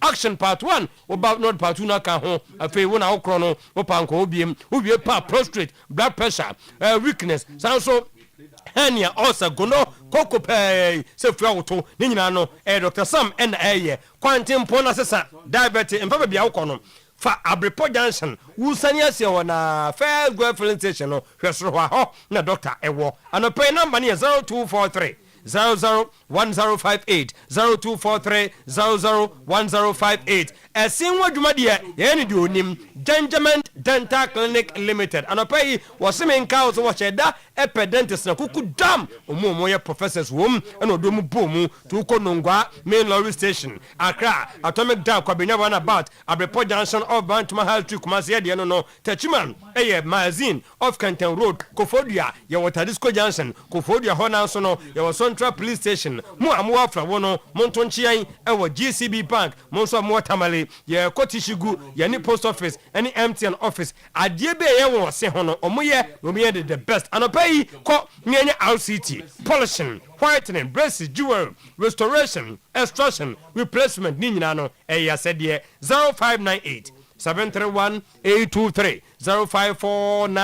0549-906-588 na gentlemen etma yo se no adwuma e dia mawo me yanku bi nura me ne chate me ebo be 10 na me beda was me dia ebo dia meti ho ani o this a be prem to bre anaju da suom 12 ene metumi ada da bia so sa na ye nam oh debi so de kan entamu a kama kope JM Ado and Sons na dre e fa ne se world sleep spray unya bi num ya pe we ru kwa de na 30 minutes before bed fa bi wu touch ma se ai na be fa ubadantam so a na fe ubetuma deye na de be no waye no nya de nko na mani pa kase e world sleep spray and na hye nkofo bag mu a edu maka gina mu ene ntu kope binom na nyama nko yo pemfo and na fe obato ma kranu for enka wo wie pa se wa pom be yeden wo kwa kurasi a wo kwa nanana wo yekoko adwuma na koto kill calcium tablet fa koma no na pom be yeden obi aye surgery ncha no recover onum bia pe na ne bones no emu ayeden na afi wo no okono entuntu enei 1+400 ne de ye de bedi we me akra de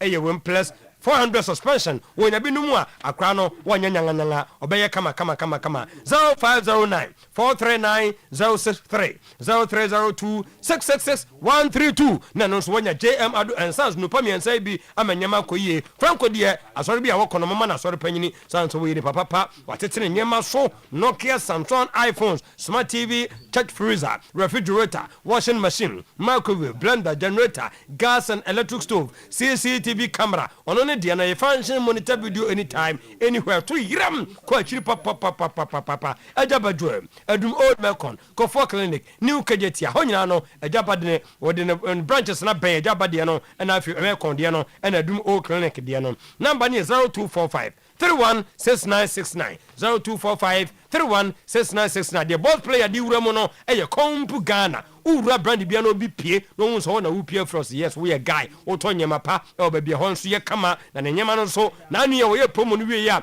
wo te so hwi no Kofo bebu sami na wasa tutumu na mse da bi ejan de ejina promo no ka be ka se enu a ho ne jina enu nti brand bi ho ne si wude ma ye guy Samsung LG TCL HP Lavono Dell Media Nasco Tel Techno Infinite Itel wanyina no ebia na laptops na open brand printers sanso na your mobile phones TCV AC refrigerator ni nyina no your home theater brand way bobodim boruam ye kura 16 modern showrooms in the whole Ghana ubawura ba bia fe ebeche de amount enti so kura na no so edem Compu Ghana is the name 0302 75 2020 0302 752020 0243 143 143 0243 143 143 nana mo yes mazima go woni obo munyina na hwa na munyina mo mu hwehwe boss player etwaso edi amamo 1127 yes okay Tino boss be fine be fine ko ya kwanchira tamochina enyame pa akwane ji aba hame yan hwedi besie why mobia manane nye mobia manore ho yan hwedi besie from the onset now reaction and stress BBC betimiesi so we never give it say Arsenal league Arsenal bet magic when people were saying it Arsenal all the way Arsenal bet league now they be how can say you're careful but so I believe what my can say assembly to obia Premier League bit more to obia once a mungi say the difference is that now they have the advantage to say first Arsenal and what man no advantage there is one match I somebody they are playing against Burnley so ordinarily on be called akoda top by Wednesday na edidi akire what that hope no say menya mempe obi ampe hope abafo yam da bude okra de ye oni obed de ye kakra na mo maka ne de abafo engineer ya monitor to neja yam fat yengusu na Arsenal supporters on war platforms no de memfa amfa nkomzu ni didi ateta ni players na tem Yes, I agree with you. At that time, team you are in the why any part? Why team the Wadi second. Afina. One ungwa no huye. You'll be uncassated. Made him born again. With the dancing team. Not a so team. Stadium power. First time, we attribute to some people are emotional. One who attribute to my way, I go to and they watch a Papa Pinunzu.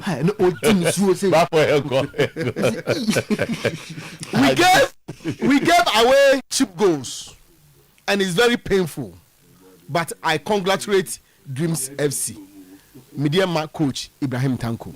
Some part of the performance here, but I think definitely the goals we received was very, very easy. Normally as a team, you don't have to concede a kind of goal. But I mean, in the part of some of the part of the game, I think we did very well, especially our goals that we score. Very good combination and then cut back. So it's painful that we didn't get to the finals. But I think I have to congratulate the Dreams FC. I say, quite often concede goals, no, they're too cheap. And I brought the sign. These are defenders. Say them okay. These are defenders. Omun tamo. These are they say go senior beshom. And I'm just say about 10 of them. 11. 11. That's how they beshom. Entire 11. So they man in here disappointed. Our attention turned into the FA Cup when we realized we cannot win the league. Yeah. Winfred Dormon, Dreams FC coach. I'm extremely excited that these boys, this class, has given up this kind of performance. You know, we started this league on a very, very slow loop. We began to pick up, and we brought entry and some attacking inclined players. Then the team begins to pick up. By that point, we realize that we cannot chase the league. So let's switch our priority. Let's switch our concentration on the MTN FA Cup, which we have won it before. And if you look at the round, right from the round of 64, 32, and getting to this stage, we have told a very impressive performance. And I want to take this opportunity to commend the players, Suraj, Entry, Gideos, all Dreams FC players. But we still have one stage or one round to play to make sure we go all out and harness this trophy, because look, we have a history behind this FA Cup, and Dreams FC want to win it. Yeah. Thomas, you said they are going for the FA Cup. I see there's a history, there's everything, and they are going for it. And also so no.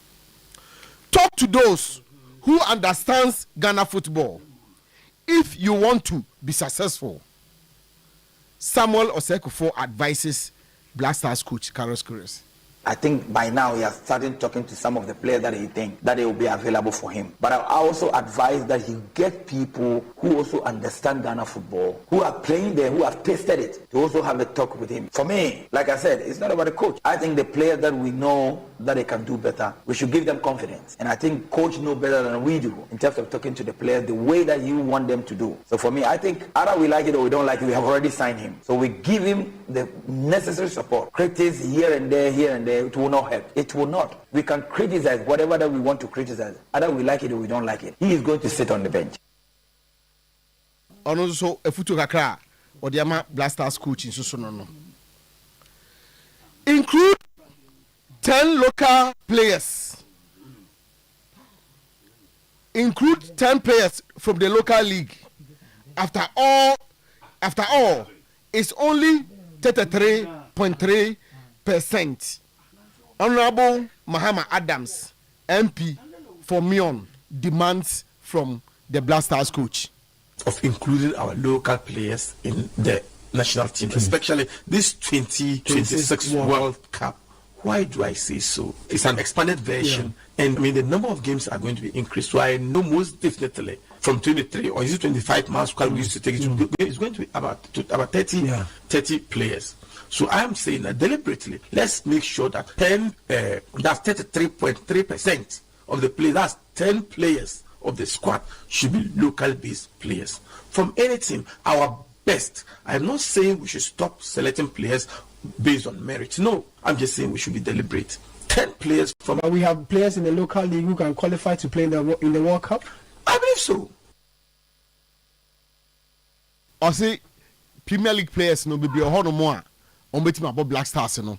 And coach Carlos Queiroz emfa 10 of them enko ka ho na omonko World Cup ni bi tama mi we na me de sorry so Coach Prince Owusu refused to heed to Safuduku's calls to return to Kumasi, abandons his duty post and abscond to UK, leaving Kotoko coachless.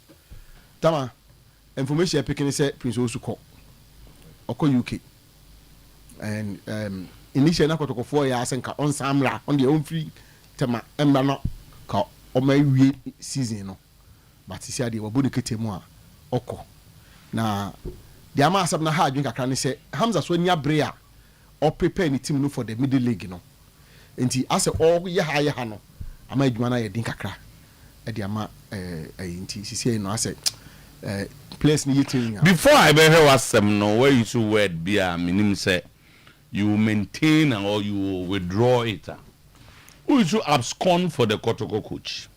Now this is the meaning of abscond. To leave a place suddenly and secretly, typically to avoid detection, arrest, or legal prosecution. To leave a place, suddenly, and secretly, typically to avoid detection, arrest, or prosecution. But detection is here. And the maintaining abscond. Okay. Detection is being seen or being found. Say okay, said be he left. That is not true. He left. Okay, back where we need the captain that cannot be true. Okay, he left Nicodemus. He's telling the world. What's Nicodemus? He's telling the Kotoko supporters to avoid, to leave hurriedly and secretly. Typically, to avoid detention, arrest, or legal obligation, often while taking something or someone along. Something. Would it be to maintain your unless he's telling us Kotoko supporters must listen to him, but not their management. Kotoko management has given us a statement about the coach. And your word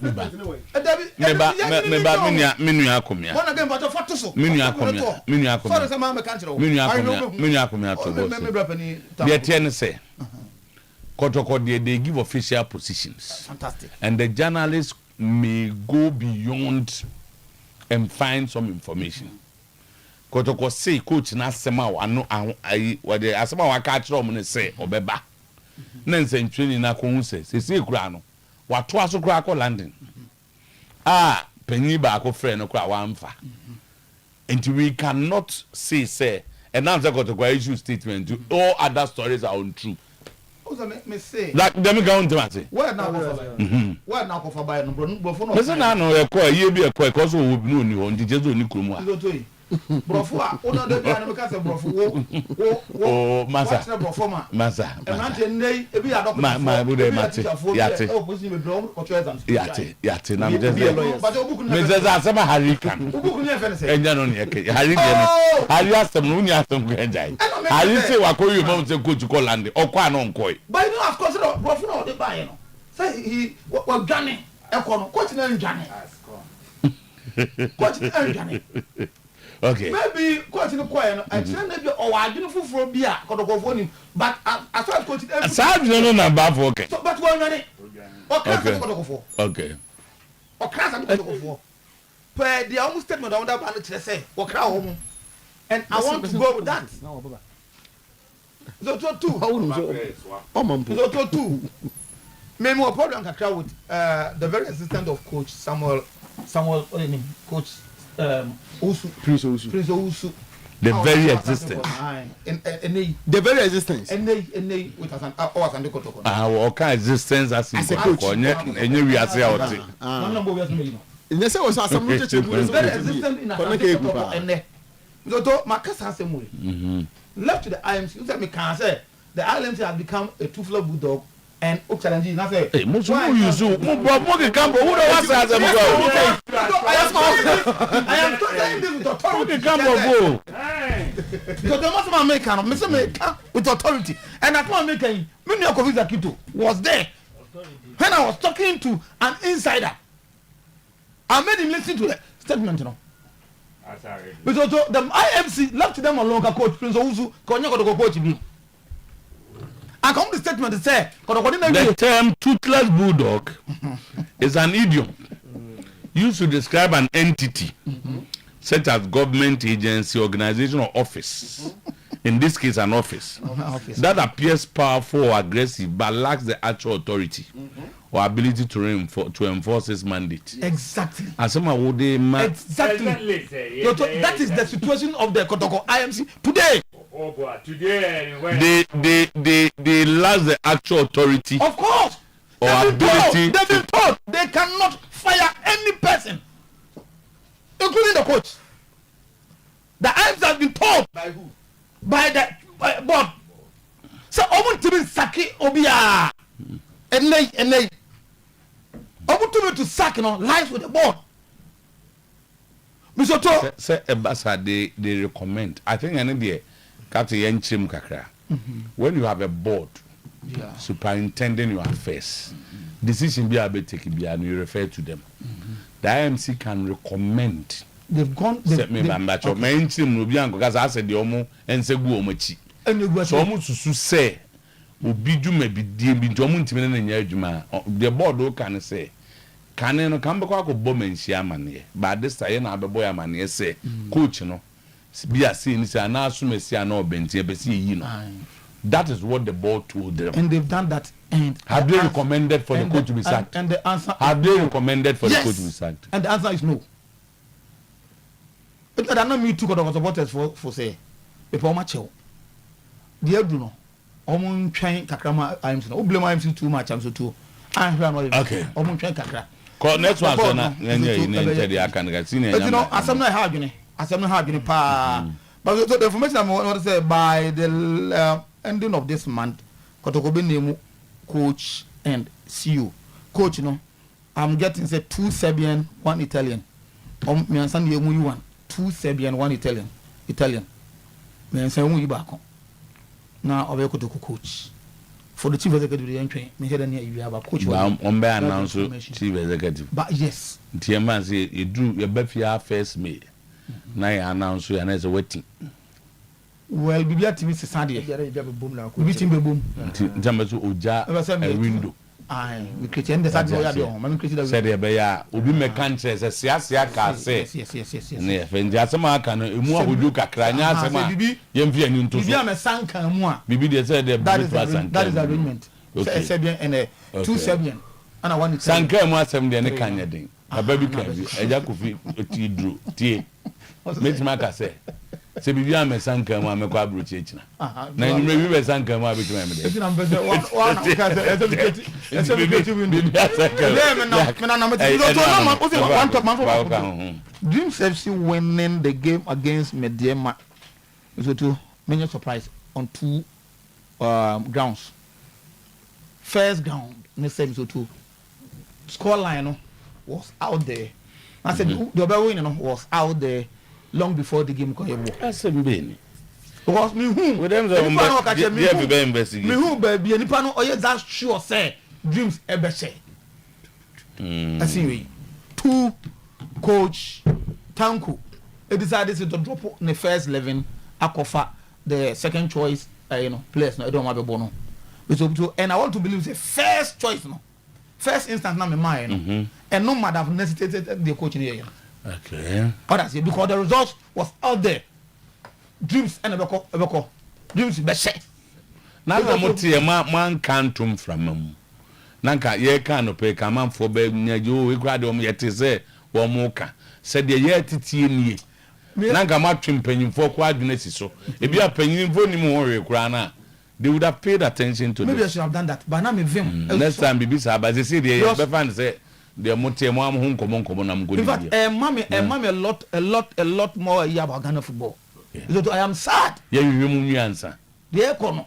say you predicting ya can no pan very sure catch am say me pa me ntwa na prophet for that so mo predict man be omo say nkom ne obi wana to afa but Ghana de na yakọ say your league no you can yes your congo me that say that couple dey change the coach dey to ha gene you see me or reserve team for the league dey ekoso enyina no anyam wonwa wo hu bi da ba league table no about say me NFS right the man lead and dreams and say dreams for a check akram like born check mam see dreams be on the league table no so for you to understand the level of corruption go football mo me ebinsi we asi be bia da say Ghana Premier League team on the first and dreams that 8 okay or the 8 what bomb match e oni travel na afi also no mzoto ya ma dreams sika kiti and am me dem eska bebre nti those who understand any be culture was say the chen say na bet for no omo baby etwako nti na say omo ti dreams ka so because omo boka Can you say betting company for no afi no the be omo ti dreams ka ma do 1.20 na me dia masika enam 5 6 7 plus team get Premier League go first by extension ni mo sin dreams ni kwa bobola ya ma me dia masika kakaka because bet for me say it's impossible for them to win. How is it possible? Say you enter engine. Now why I'm not surprised if you find out the level the kind of criminality going on in Western region. Alleged criminality. No, not alleged. Under this FS watch, man can watch you know. You understand the social debi. You see your friend Ehuma, the team, but we reference on Jigui. And the Serbia no be join offside and there be direct free kick. Was it see almost for a Ehuma team to win? Amuko ya offside. Oh, see almost na. Okun lefin ko enu muso no ko je free kick ma nkofo no. Ana ya men on pe on di bon da. Ana nkofo no fa free kick no so tu. So wa wo free kick no. Akwari ti sari na mu edu pa. Bi line no move ya na. Sari na mu edu pa. So oba so panya e bola teletrebo. Referee se benje. Always before. Referee so waje. Yase ehuma no. Unu why you doing? Keep on them no. Obi ajo nkoso press asempara no. Keep on ya share no. Unu why you doing? Bechem press asempara onim no. O de ne baseke team no. Brilliant players no. E no do division 2. Says it. Ne. Asempa bo again Google and find out kotokwane ayi baseke ona da kotoko baseke for ehye kotoko ewo ayi efe ko se kura anyina se presa se pana da match no presa se pana na de menra. If this kind of corruption is happening in Ghana here under the watch allegation no this is a fact. Princess Empire de board Princess Plateau any augment of one. And to more be a say if any baba couldn't find Princess Empire. The way they say the name no. Division 2 was about. And you know, but for them going to say Princess Empire say any baba could. Can be in a picture. Ah, that's so. Ah, on the way you win. Let me know where I was a feature. Okay. Just say adia say the answer team no or more qualify no akotama MC or Azim sabo mo ko bono Azim nti Azim MC no hosti middle league no omo division 1 nti or qualify no akotama omo meanwhile the FA is quiet so where you cross wa then a dream play me na be wan so be surprise you because they are watching this one of my the team we now protest by no the FA they name kai computer for FM IT for no were able to say yes team no unsa Kotoko for example omo youth team no players be omo dey 10 players dey ko where they a different team division 2 dey different and na basically different so omo change say you use someone play players in the division 2 no system on akwa no basically stroke youth team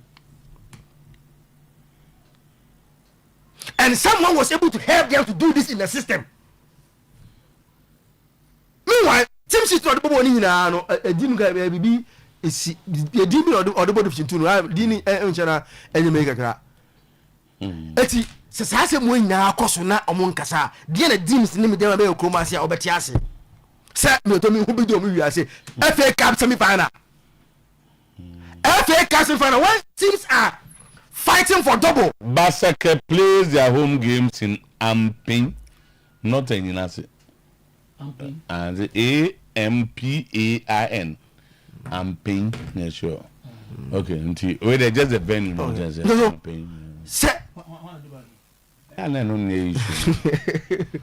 We are supposed to keep certain things under wraps. Yeah, you should, but you can decide to keep it under wraps, but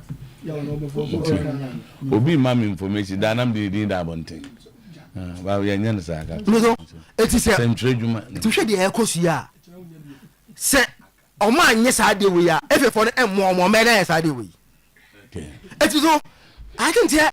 Come and see football now. Football now, come and see no. If you have your investor, share the echo here. What about who? Last year.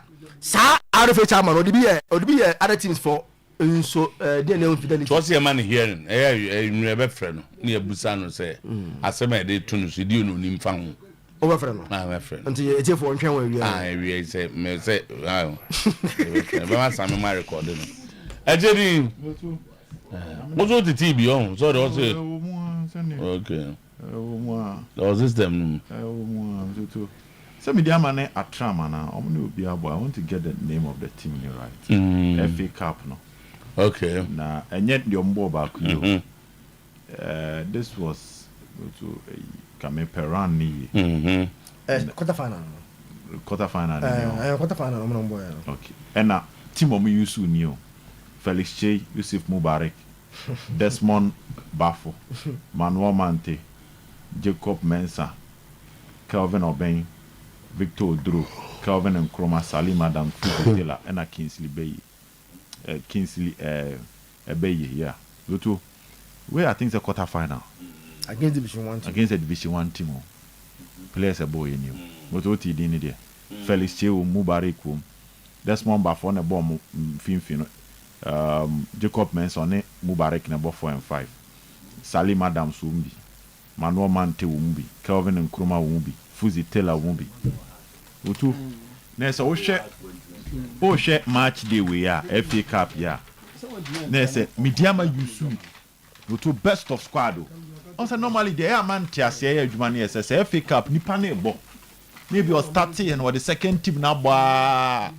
Na you say you say it is fun to reward omo ma yes adwuma no omo matches na free asia dia ba be durusoro na ehu be hia say obe reward omo but say wo the main team bo matches akese no na say wo be duru semi na wo kwasesa e de nkwala ne be e de lower team be ba on say it raises question.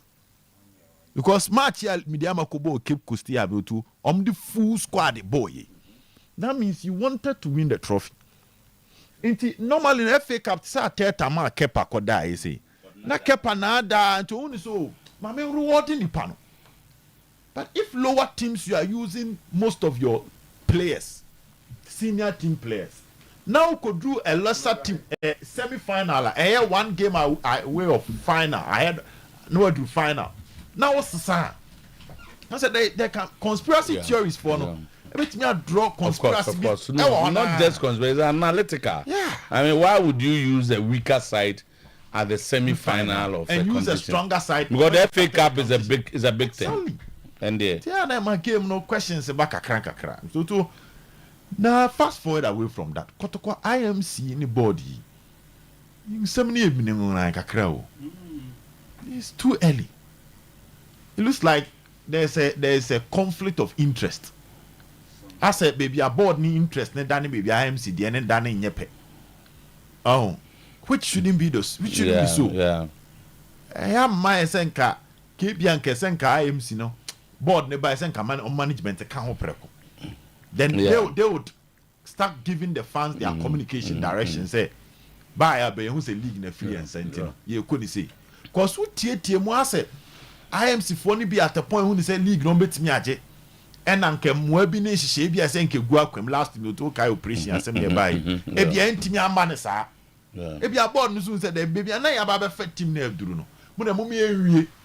Because their captain can say about coach Asemi.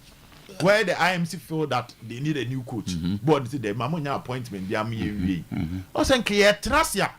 Here they are coach, go bet me for coach. I'm a coach in Kratos and about till the end of the season. We are called. To yamba for about so answer na refi. Why then? Akwati man Africa. No way. Oh, ampem da kwa.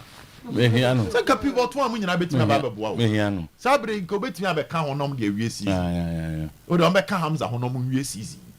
Oh, now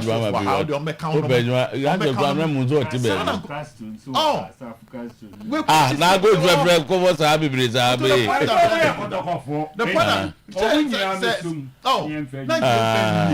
Now I'm confirming was Yemba. Oh, indeed, Casa appointment we know. I felt Senka IMC need to be convincing board. Baby, you better team number one Baba fan, and there, yeah, into your coaching, yes, but it looks like I see in the vampire wanted. I did young company. Oh, I see you know. It's only a big deal. Yeah, best say. From the look of things, they do a Dino. In communication, you're Friday testing the water. Yeah. What test was what test water? Yeah, no more testing. So Dina, some tested water. They say Dean Bay, a deep beer test what they are not. All my useful skills are tested. Sir, the water. Yes, why interviews near this time. Until later. Georgia Free is Woody and Common. As a baby, no any chireno and Treha also called Bunyai Bianca, the executive board chairman. Oh, Woody George and Common Muas or no Nyanka, executive board chairman. I know Kuma, I will call you, Mountain and Kruma Pa. Who never know when you call Kwamapu, yes, send him a conference and Fakoto. But the candidate are F4 every photo can have interest. Yes, when they are not there, but see, I almost a system. And also, who did Sekakra? Even two. So, did and Guy and Gibianca, you do 2 or 2 years. Mono Sanibi, and Gamma Baggy, more. Almost on Chow, and Yama winning, and Yama winning. Now,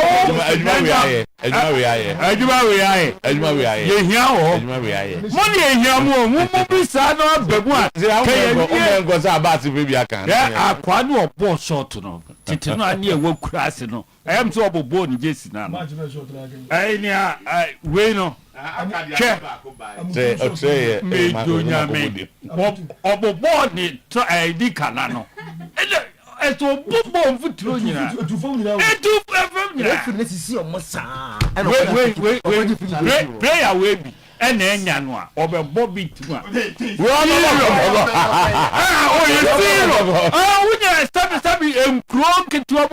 class name is Ebiamo. Ebiamo, it means a man for Ebiamo. Tell Bakito to learn our language. And a pack, Alezo Assem, Chapa, Alezo, and then Tim no ya in Tina. Oh, I mean, when we are around and send here. To the match, as I'm calling about the young boy now. You not football every cabinet go for me as in 10. You go on the club while you every cup my home ground. Yeah, I share woman. So one is actually as you say, so we are news for the ground. And then the baby will come.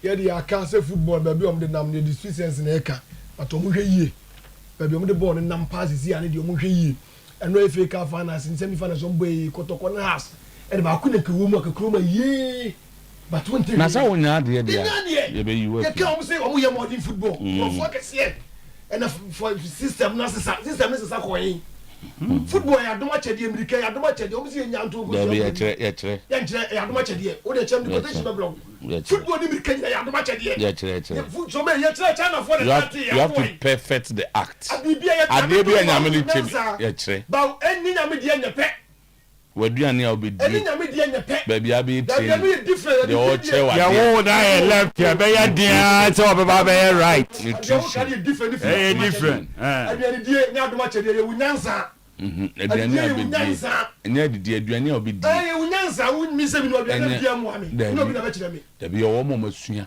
osua ne say wo musa nye o ma ko hu school obi edie mo na musa nye o hu nimdie obi edie mo na musa nye so wo ye athlete obi edie mo na musa nye ade we wo ye be boa we mu eno ni ene ye di nkontomre konsusu ani ayi enwukusu ama ye gina ye nya hode e di compete wo no bra ye dey see news is next me hu krobia ene PSA